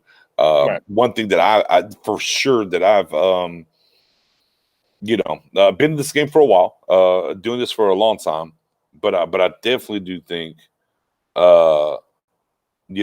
generational is tossed out too much. And I think generational, there's a couple different things when we talk about generational. I think at one point in time, generational we met was a talent that would be 10 plus years. I think this NFL and where we're at now, can you be generational for 5 years? Can you be a guy that comes in and pops for 5 years?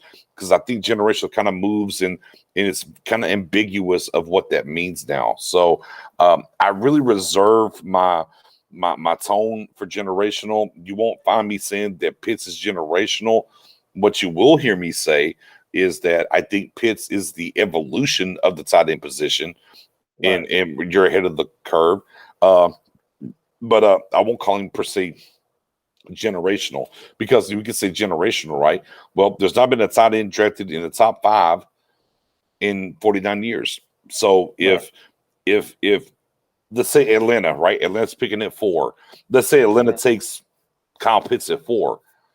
Well, I'm not 49.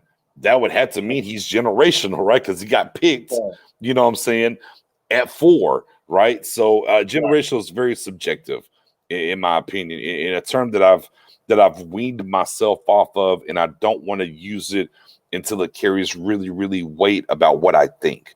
It's kind of where I am. Generational has to be foresight. Not. I think it's very easy to be, once their career is done, and say yes, they're generational. But to call them out the gate generational, I think it's a disservice to the player, and I think it's a disservice to the process. We could talk about potential, and that's why I'm kind of off of the he's got a higher ceiling than this guy or whatever. I think that's very opinionated. I think once their career is done, yes, you can look at guys and say, oh, that was a generation, like Emmitt Smith was a generational player. Look, I'll tell you right now, Al Gore, who's ripped his both knees up in college and in the NFL. Say what you want to say about Al Gore. He's probably tore his knees like 500 times. Bro, you wouldn't think about Al Gore. I'm sorry. Frank Gore. I'm politics. Frank Gore.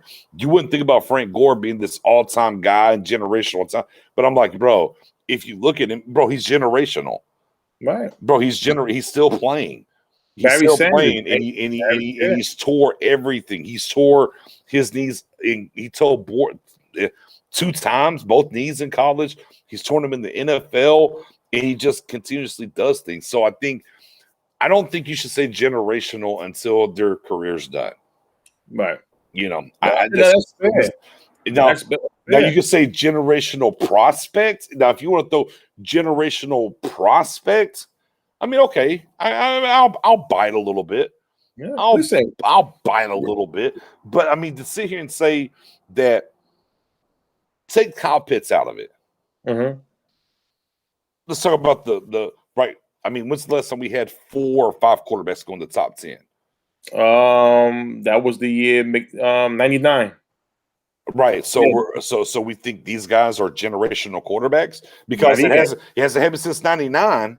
Yeah. Right. And we're talking about these guys. So yeah, I mean, generational is a hot bud word. It's very easy. It's still here's what I'll tie it to. I ain't gonna like this. Calling a player generational before the draft is the same thing as saying that the Cowboys can't draft offense at 10 and not fix the defense. Yeah, listen. Let me tell you something. Again, I was there in that 98 draft, and when Minnesota drafted Randy Moss, the place erupted. It erupted. You know why? Because look what they had. They had already Chris Carter. They already had Jake Reed already, and the whole thing was they needed defense.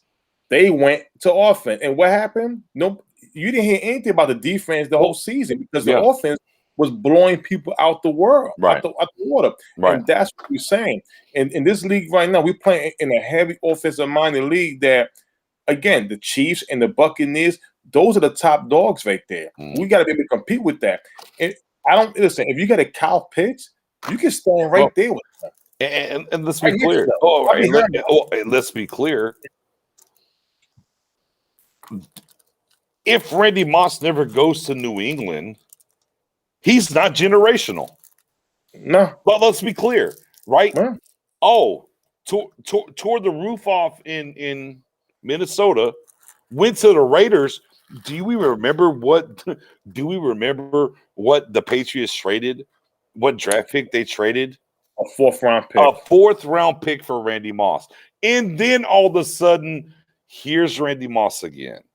Doing my God. He did in Minnesota, the same exact. But he didn't do it out there. But he didn't do it out there with the Raiders.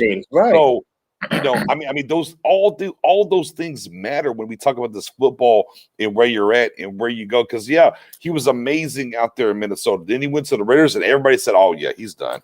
He's out of there. Right. He's done." And then came back to the Patriots and did what he did. So yeah, I mean, like I said, generational definitely tossed around a little too much for me. I try to be careful when I do and speak about that.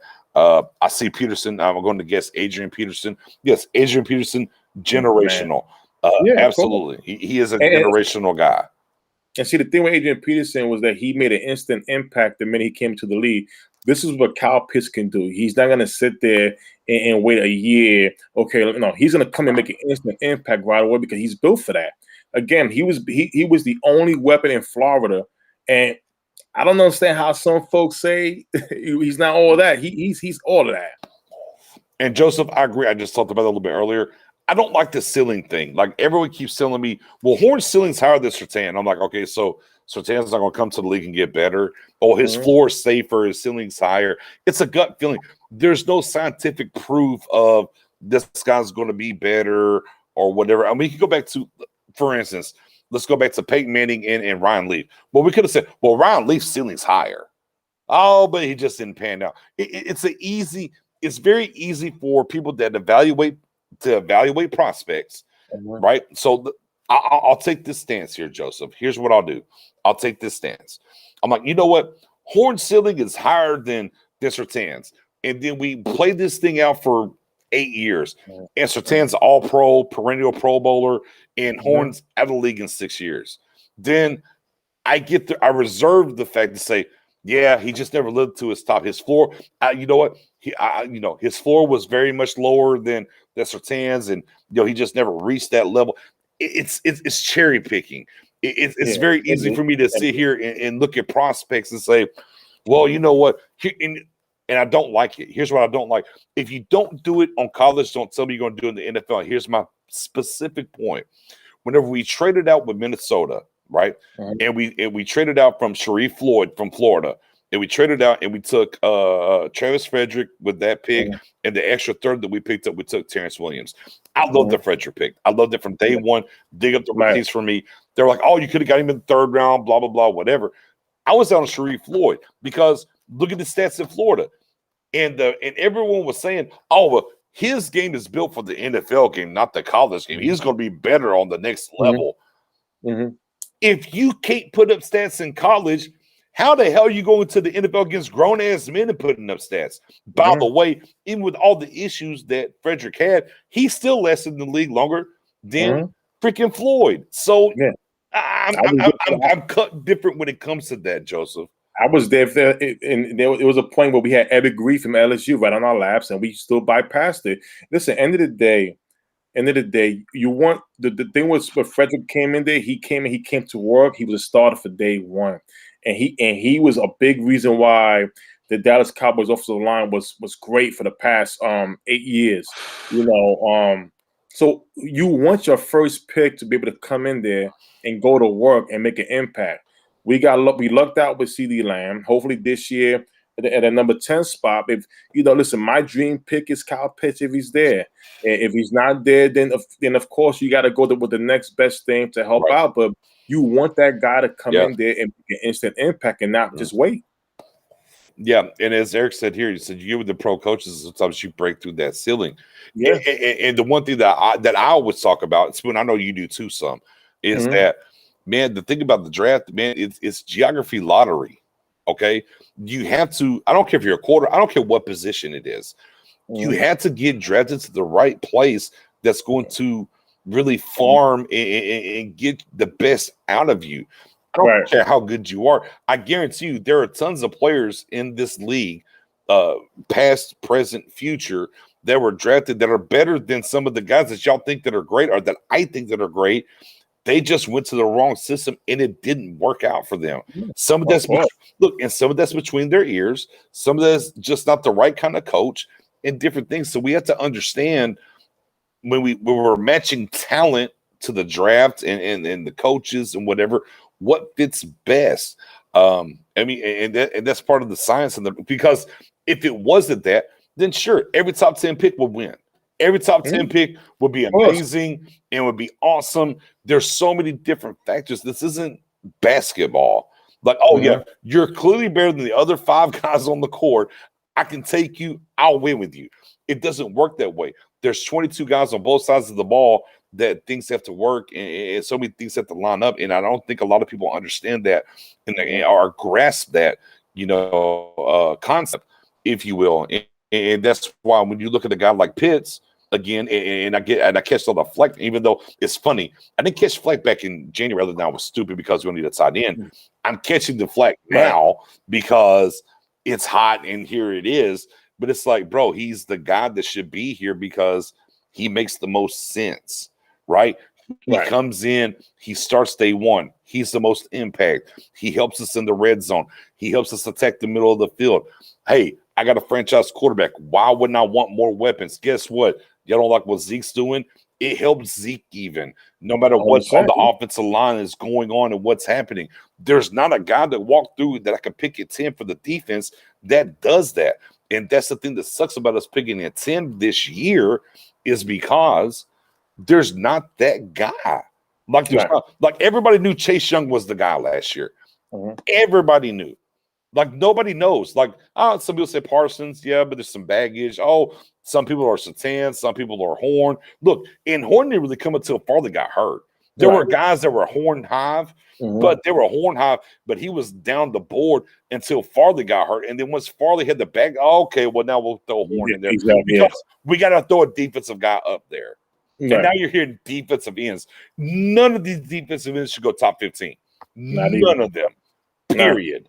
And in December, Kwity Paye was up there. Greg Rousseau was up there. And look where they at right now. Late first to second round picks. Right.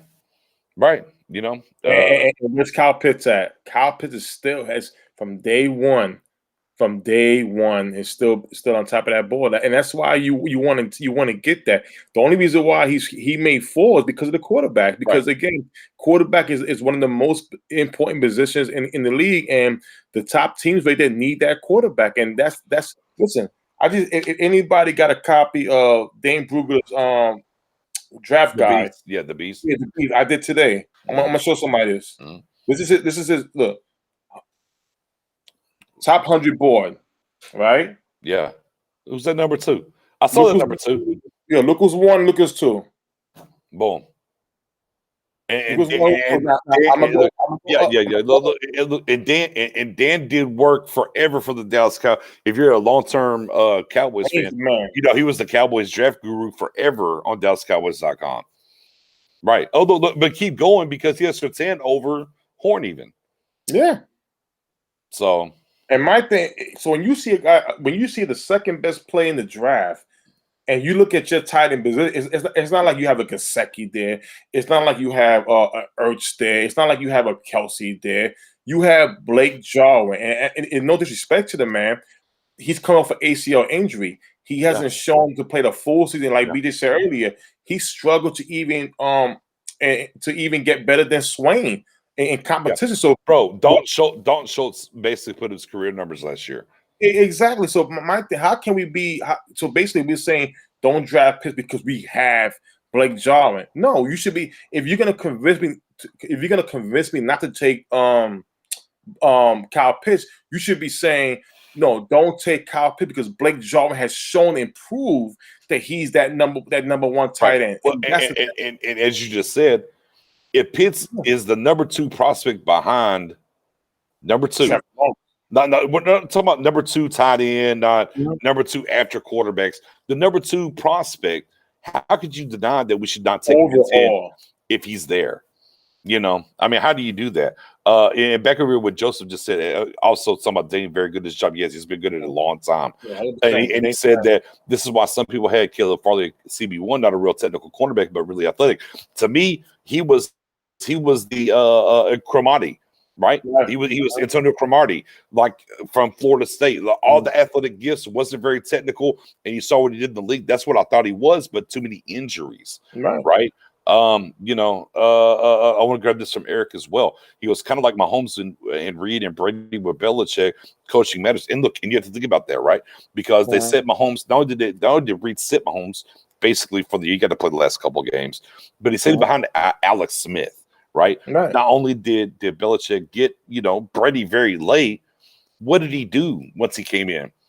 We're playing defense, we're running the ball, we're not going to just manage the game before Brady became Brady.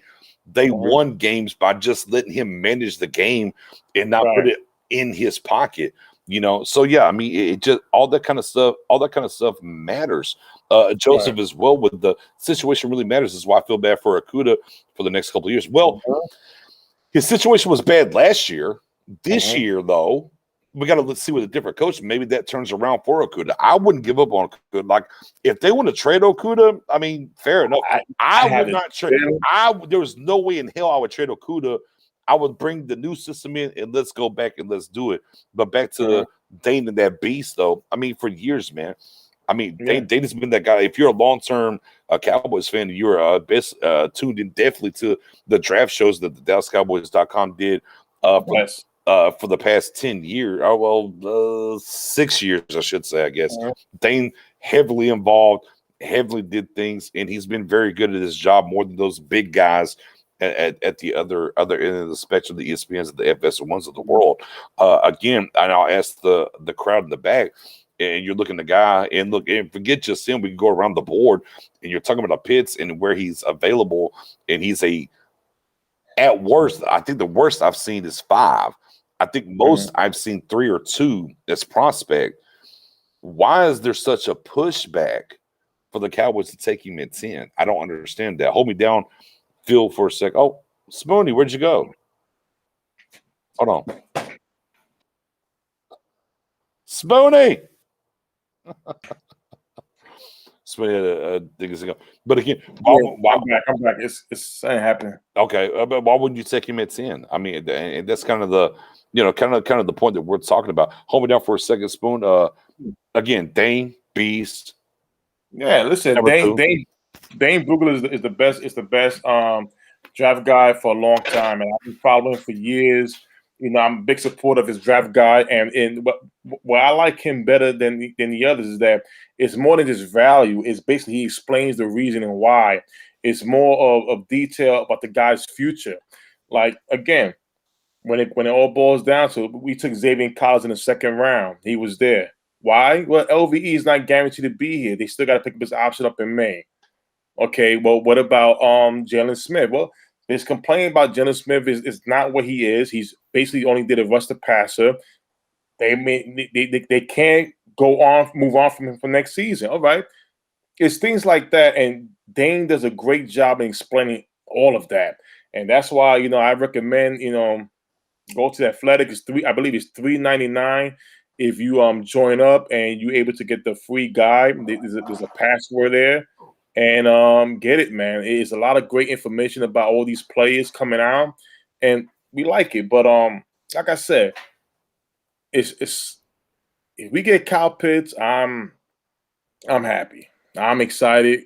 I'm sure a lot of us would get excited, and I'm sure the folks who don't like Kyle Pitts to be the guy, they're gonna end up falling in love with this man, because at the end of the day, you put him in the offense that we already have. It's going to be lights out. It's going to be all lights out, and we'll be able to compete score to score with any opposing team like the Chiefs or the Buccaneers. But like I said, if Kyle Pitts doesn't fall there, listen, I'll give you another tight end, Brevin Jordan from Miami Hurricanes. Yeah. Listen, again, they do.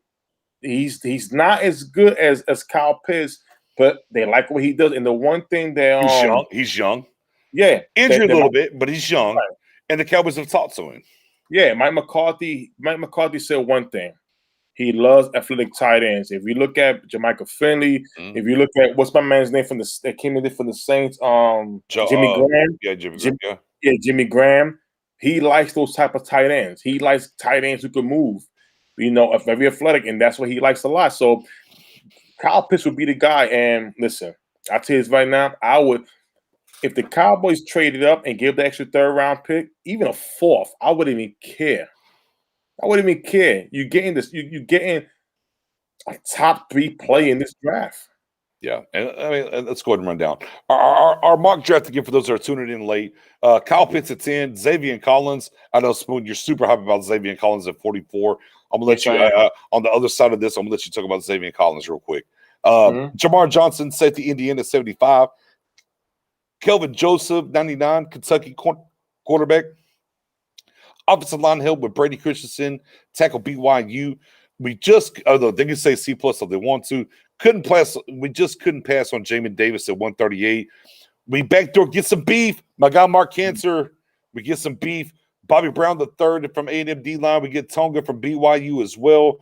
We get some edge help from Taron Jackson. And then we finish up with a special teams all-around speed guy, Puka Williams, from Kansas. Pretty good draft. PFF gives us a B+, if you will. The only A was our guy, Mr. Pitts. But with that being said, though, Spoon, said, first time we've done this. We've done a couple of these now. First time you've done this a little bit. Right. Boy, Xavier Collins fell to you at 44.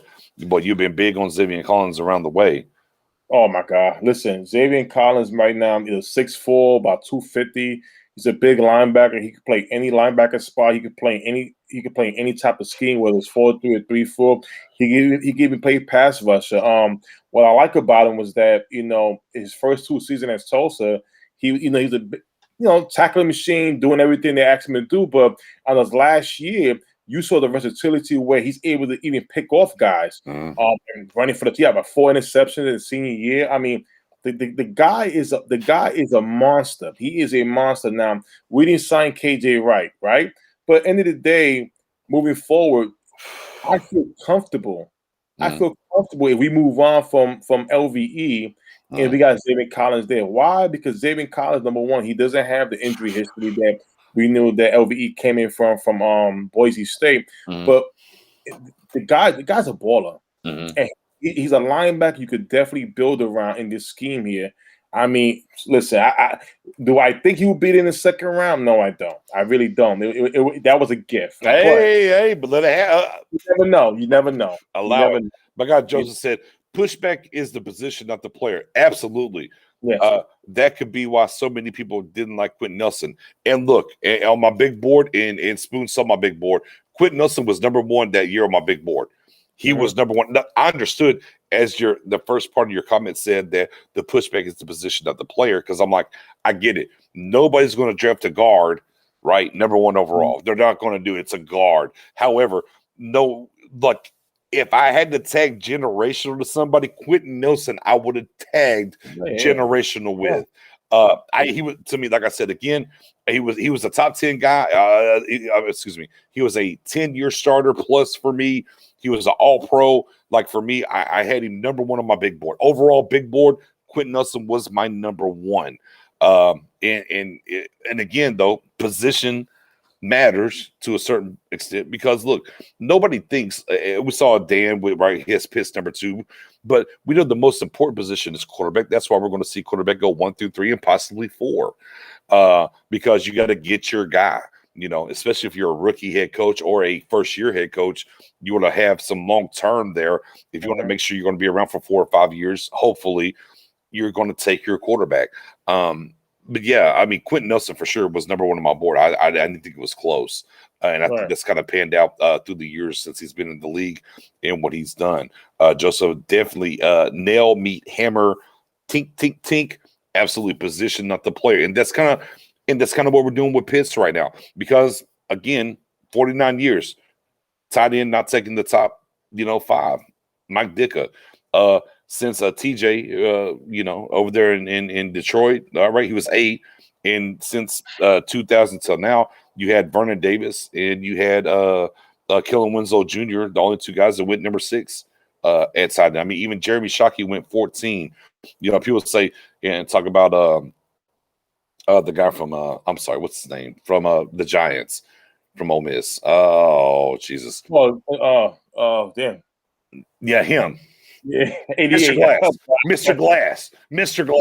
Yeah, I mean, he was like 20. He was picked number 23. So at times when you talk about Pitts being at 10, people kind of get a little shook a little bit because Ingram. Evan Ingram.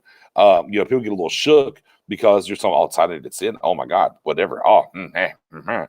But I mean, what happens if you? And I've said this before, and I'll say it again. I'd rather take Pitts at 10 than another Cheeto at cornerback at 10. Yeah, and see, here's the thing. Yes, can a tight end emerge? Look, Gronkowski was picked in the second round. But here's the difference. Gronkowski wasn't doing the thing that Kyle Pitts was doing in college. And again, it's not to say that he was because Kyle Pitts is the only guy. Kyle Pitts was a scoring machine. He opened up the offense for Florida. There was how many games did Florida play? How many games did Florida play? 8? 8 games. 12 touchdowns. Come on. I mean, listen. The man, Kyle Pitts is that guy. And that's the big difference. Yeah. Forced Bama to play dime. Still put 100+ up. I mean, just certain things about that. So when you think about that, and you can look, and you got Dak back, and you have these weapons around. Imagine that last little stone, right, for old Thanos, bam, and drop that in for Dak, and then move forward. And you're right. He's not a typical tight end. He's the evolution, but he plays tight end. Like, here's the key, and here's why.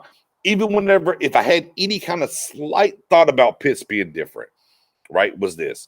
The pro day, there was not one single coach or team that talked to him that asked him play anything other than tight end. Again, he's not Devin Funchess from Michigan. And I think some people get tied up with the Funchess. He's a tight end, he's a wide receiver, he's this, he's that. Or maybe even Kelvin Benjamin to a certain extent. He's not that. Like, I'm telling you, as people tell me, oh, he can't block. I'm like, bro, he blocks just as good, if not better, than Blake Jarwin right now. Turn the tape on. Listen, end of the day, it's like I said, put the game against Alabama. You want to see Kyle Pitts show? You're gonna see the attention he got. When a defense like that gives you that much attention, it tells you who you are. What tight end has when Shannon Sharp says, "No, this guy's a bad man," real quick.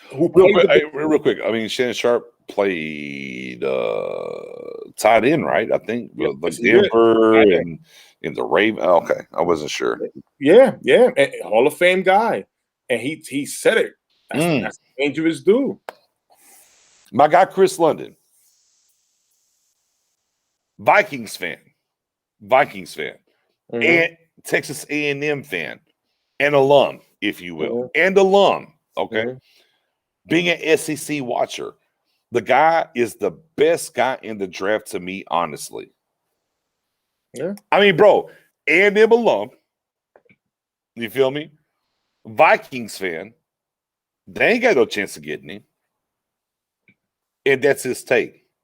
That's somebody outside of Cowboys nation or bubble thinking, about these prospects and what they mean. I mean, that's big. Going back to Dane, and you brought up the Beast just a little bit earlier, man. He's number 2 behind Trevor Lawrence. And again, guys, we'll pivot to some more talk. I mean, we're still deep here. Let's talk about it. Look, I'll talk about Trevor Lawrence real quick. Let's talk about Trevor Lawrence. I'm out. A 6'6" bothers me. Look, we'll throw it out there. We talked about Pitts enough, man. We talked about Pitts enough. Yeah, Tyron Church, absolutely. They have to. My guy Church said, look, after draft, Cowboys will definitely get some cleanup signings. Yeah, because we haven't done enough pre-draft. You're absolutely right. That might be when you see like a Richard Sherman walk through the door, who already came out today and said, oh, I'm going to wait till after the draft and go somewhere. You're absolutely right, Church. That's going to happen. No ifs, ands, or buts about it. That's going to happen. But as it pertains to like a Trevor Lawrence, there's things that I like, things that I don't like, things that I live by, that I've done this, and I've done big boards for over a decade now, and certain things that I've held true to. I'm even before I'm doing big boards, going all the way back to a Dan McGuire from San Diego State, Mark McGuire's brother, 6'6", by the way. Okay, look, I got weight in the game on this a little bit. At least I feel that way. I'm worried about Trevor being 6'6". I'll be honest with you. I mean, for me, again, I know we off the Pitts thing, but when you hear that Pitts could be my man Chris London, when he just said better than Trevor Lawrence. Now, Trevor Lawrence, when he got into Clemson, matter of fact, from high school, they was really saying that he's the next big thing. So just imagine the hype with that. Damn, this tight end is a better prospect than Trevor Lawrence. But going with Lawrence, he's going to a good situation in Jacksonville. I think as far as a coach, young coach Urban Meyer, we know how that happened. What happened with Nick Saban when he tried to come in the NFL, like with the Miami Dolphins, and it didn't pan out right. We've seen Steve Spurrier when he went to the Washington Redskins at the time, how that panned out.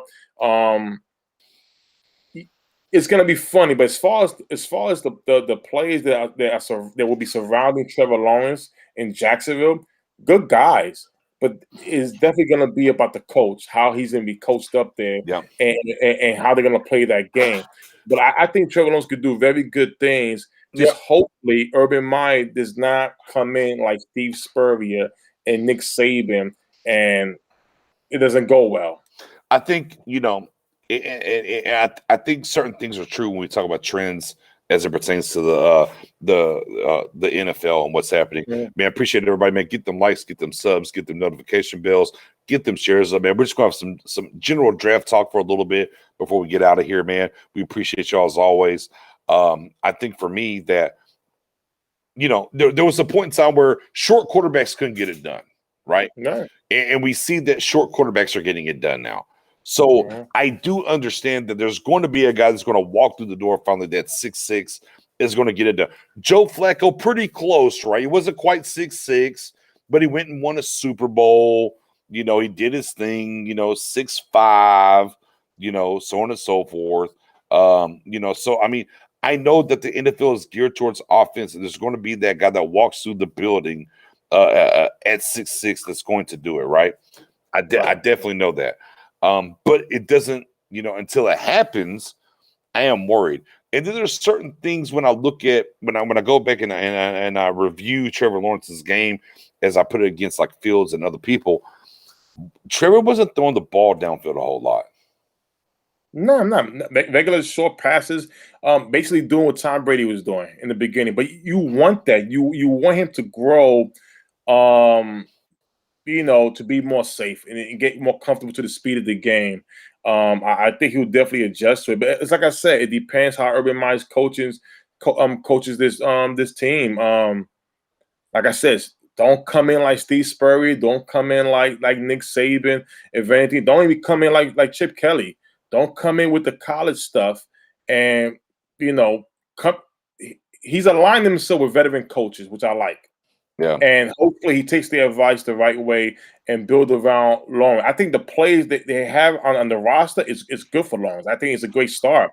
You got a 1,000-yard running back. You have a solid defense. James Robinson.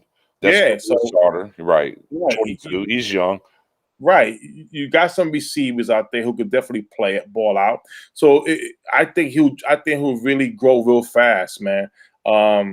Yeah, listen. Imagine the Jets if the Jets still had the number 1 overall pick with the roster they put together. Oh my God, I think it would be even 3 times better. I think right now he's like, damn, you know what? I wish the Jets had the number 1 overall pick, but he's in a good spot right now in Jacksonville. Jose Santiago said times are different. Today's game makes it a lot easier for a college coach to transition. So it's not. Here's the thing. Like we saw Matt Rule, what he did last year, right? We saw Matt Rule. But the crazy thing now is you just don't see the college coaches making the jump as much as you used to back in the day. Right. Whether it be easy or not, maybe the money's not or the time spent's not worth it.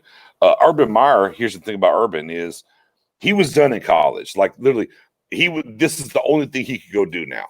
Right. And we saw Lincoln Riley kind of turn down some deals and other things. So I'm not going to say that it's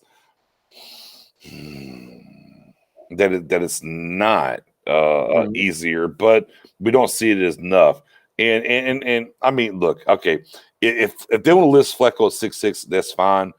He had one good year, and here we are. It's where I'm at. I mean, fair enough. Yeah. I mean, he's pretty much 6'5" at the end of the day. But defense is a huge part. He played. Listen, let me tell you something. Flacco during the season. Now that you are right. Yeah, look, because I was out on Herbert. Herbert had a great year. Let me see him second year though. If he makes the jump second year, then I'll get off of it again. That's why I said short quarterbacks could never win in this league. They wouldn't give him a chance. 6'6" kind of the same thing. Now we have to wait and see. Bro, Nick Foles is not 6'6", bro. Like, okay. Go ahead, Simone. Nah, what I was gonna say was, to answer Jose when he said about Nick Foles. Nick Foles, he won, but I mean, he playoff two games in the playoff in the Super Bowl. That was it. But at the end of the day, it's all about what you're surrounded by, what's around you. And like I said, when it comes to Trevor Lawrence, he's around a good roster. Just let's see how Urban Meyer plays it out. Let's see how he coaches them. What type of scheme they're gonna run, things of that nature. Mostly like a guy like Joe Brady out of LSU. He's the OC from Carolina. I like what he's doing. He's at least spending at least 2 years on an NFL team to see what it is. And then I'm pretty sure next season, when teams fire their current coaches, he's going to be in line for a head coaching spot. Definitely. Yeah. So I like that approach. I was going to say I've been shoulder to shoulder with Nick Foles. I'm 6'3". I'm telling you, he's not 6'6". I'm telling you right now, I've literally been shoulder to shoulder. No, I'm not with you, Jose. No, I'm with you. Like literally, I've been shoulder to shoulder with Nick Foles. I'm gonna tell you, a guy that is listed as 6'5", which is bullshit, is Brad Johnson. I've been in the elevator with Brad Johnson. Brad Johnson is a tall motherfucker. Brad Johnson is tall. You know what I'm saying? I mean, you know, it is what it is. But yeah, Nick Foles definitely not. Joe Flacco might be pushing it, maybe, but again, long-term endurance. And look, let's give Nick Foles even 6'6". Long-term endurance in this league, it just hasn't transcended. It just hasn't. Right. You know, this is kind of where I'm at. And look, Justin Herbert, for sure. For the past 5 years, I miss on Herbert. I miss on Herbert. I thought when he came back for his senior year and watched him his senior year, I was like, oh, this is a bad look. You know, I don't think he's going to transcend the right way. And you know, however, that boy, he played like gangbusters last year. Man, give Justin Herbert all, you know, for all the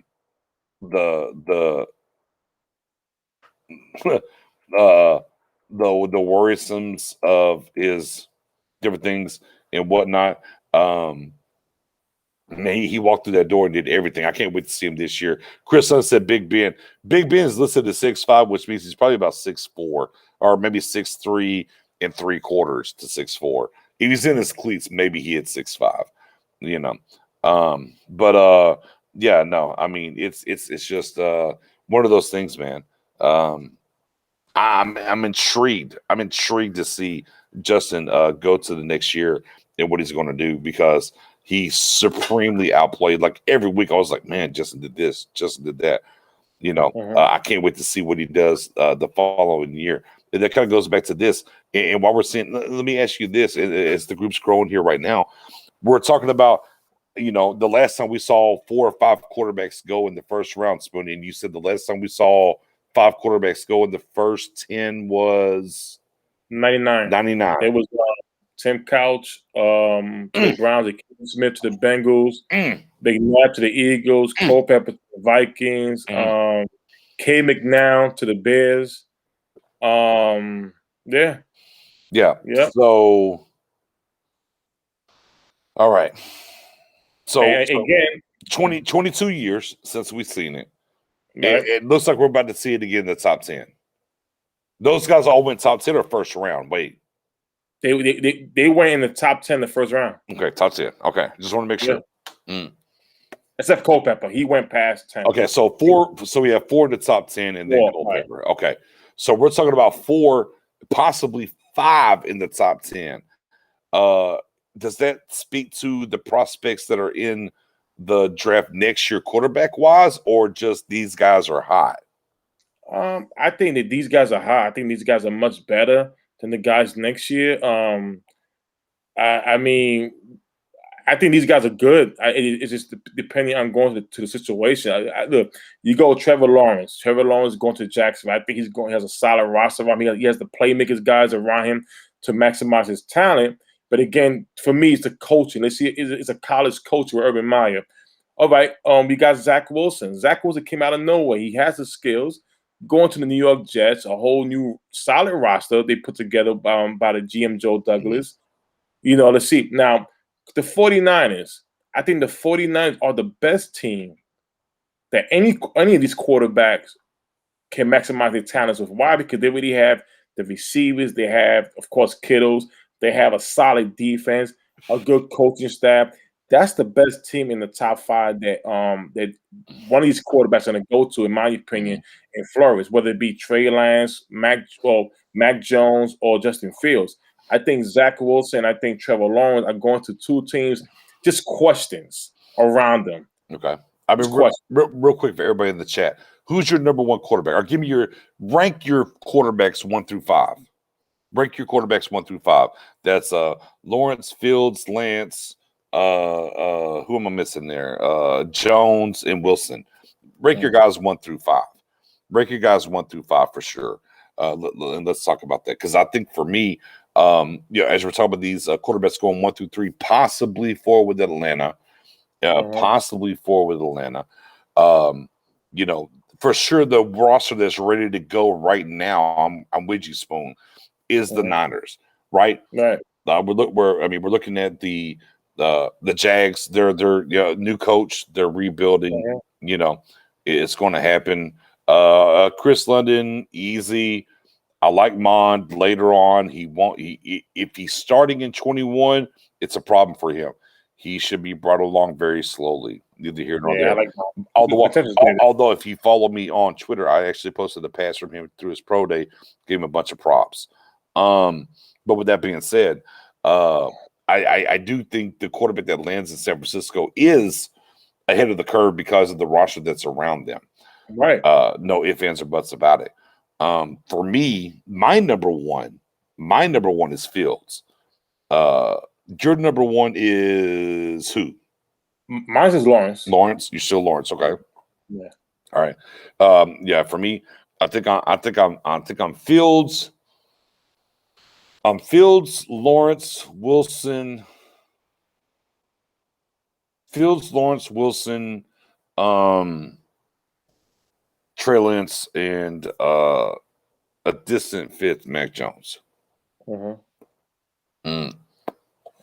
Is definitely where I'm at. Let me get some of these comments real quick. We got Jose with the Lawrence, Fields, Wilson, Mac, Lance. We got Lawrence, Fields, Wilson, Trey, Matts. Oh, give me this one here. Oh, that we got Lawrence, Wilson, Fields, Lance, and Mac Jones. Lawrence, Wilson, Trask. I like Trask. I think Trask is, again, he's not a first-round pick to me. Trask, to me, is your quarterback. Actually, Chris, it's funny you say that. He's Kirk Cousins. Now, do you like Kirk Cousins in the second, third round? Maybe. But I think he's Kirk Cousins with hold on, watch this. With a higher ceiling. Oh, I'm joking. I think he's Kirk Cousins with some potential. Is where he's at. You got Fields last. Ooh. Okay, so let me ask this, because nobody before the process was talking about the BYU guy, right? Yeah, I think Wilson rose up only because of the similar skills like of Aaron Rodgers and no. Similar skills. There you go. No. They think he's the next Patrick Mahomes. Who's that? That's what they think about Wilson. Oh, of course, yeah. The skill set. The skill set shows that. But at the end of the day, here's my thing.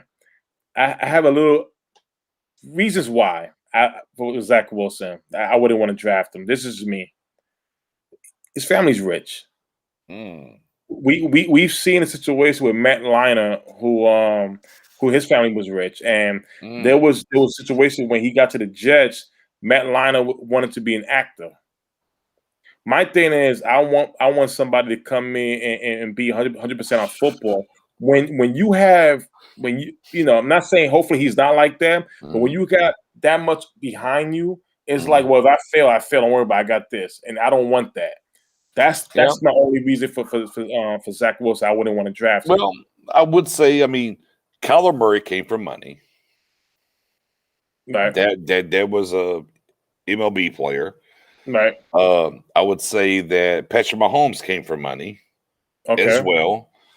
Aaron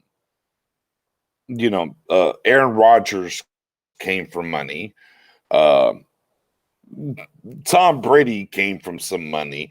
So yeah, I know. I do get the how much does he want it aspect, but I think the fact that he played at BYU, not USC, I think changes that some.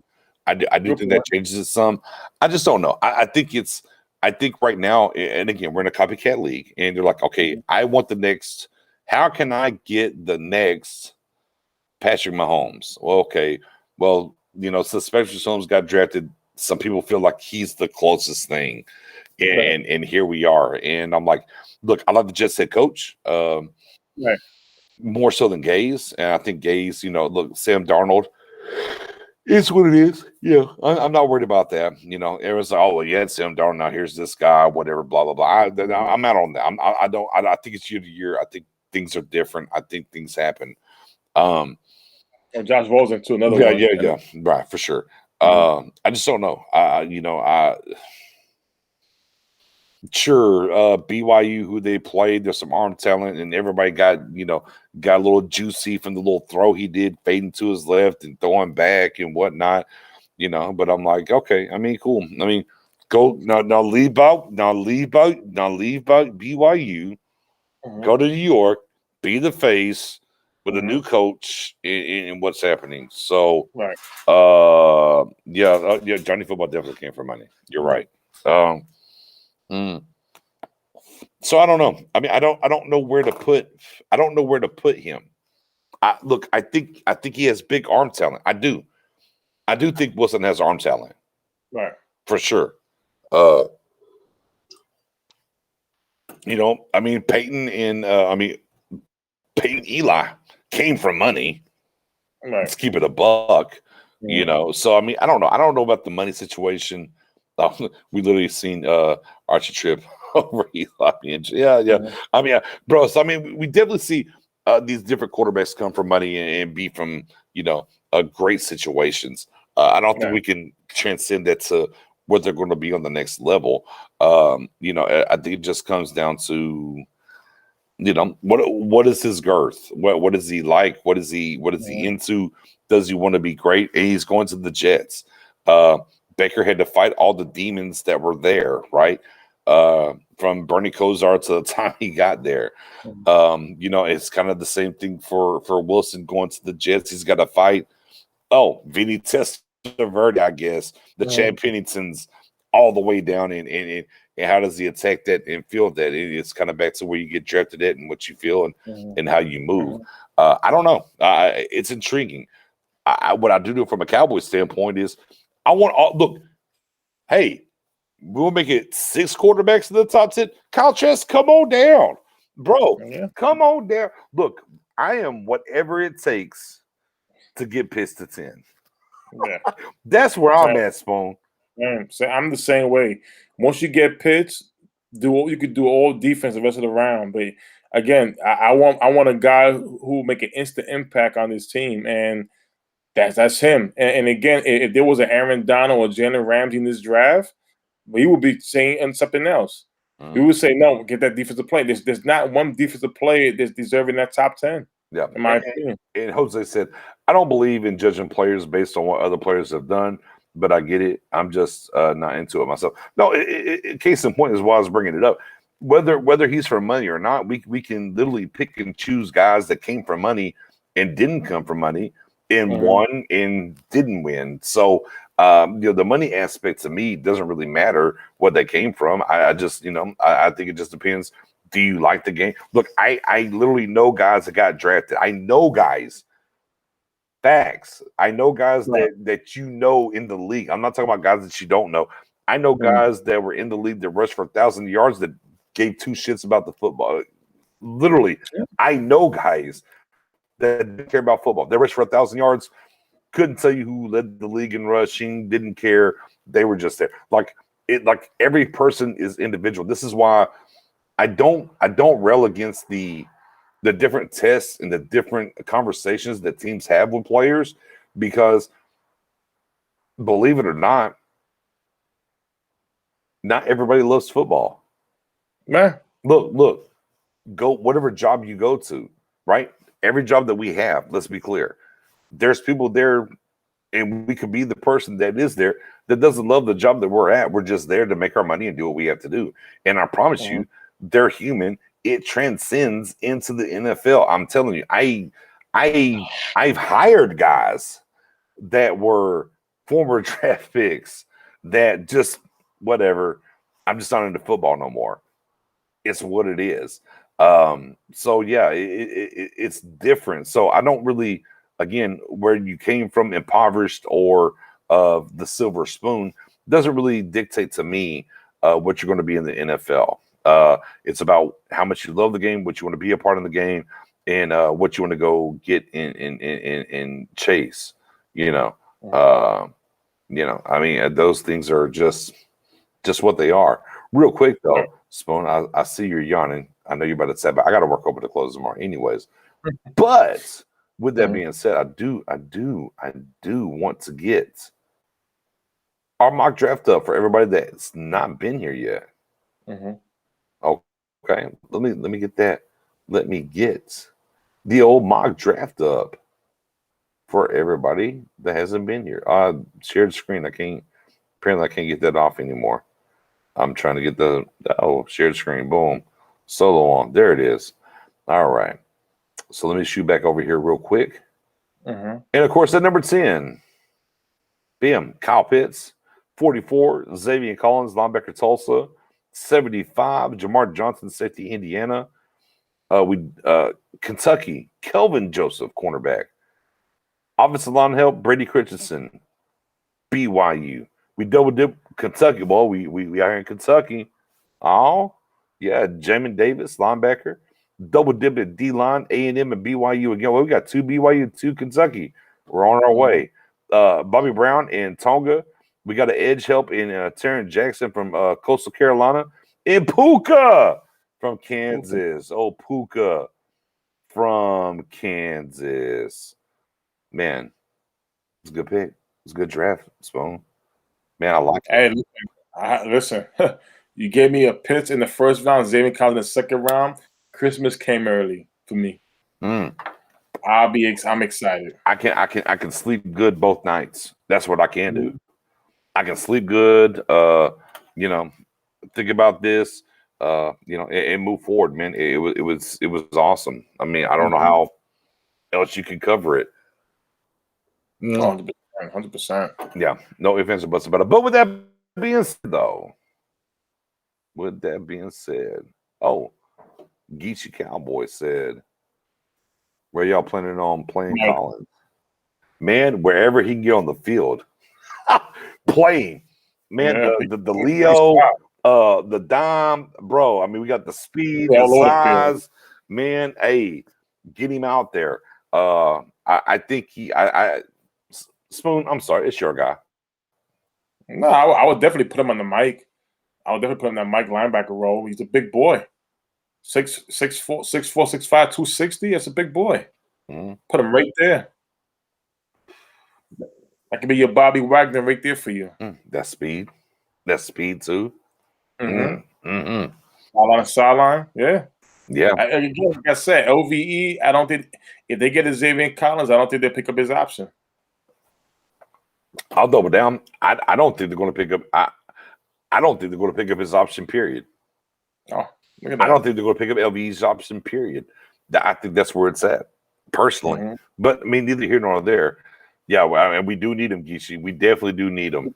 But man, with that being said, man, we had our last show. We came back, did this show with the live mock draft, man. Man, we appreciate y'all rocking with us. Man, if you're on Facebook, shoot over to YouTube, Star Game Podcast. Hit that sub, hit that bell. If you're there now on YouTube, hit the like button. Make sure you hit the bell as well.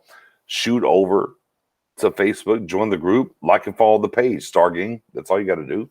Do that. On Twitter, your_guy_Nix. Man, come follow me, Nix. Your_guy_Nix, Nix. Come follow me. Spoonie on Twitter. Where to get you at Spoonie881. Bada bing, bada boom. Man, hey, man, we're going to be back sometime this weekend. That's why I gave the notification bell. Where every Wednesday, 8 o'clock during the off season. During the season, we're Tuesdays, 8 o'clock. But for now, moving forward, we'll let you know when we make that switch from Wednesday to Tuesday. Man, come through, follow us. Man, we appreciate y'all. Without y'all, there's no us, man. Whoo, Spoon. 8-1. Been a hell of a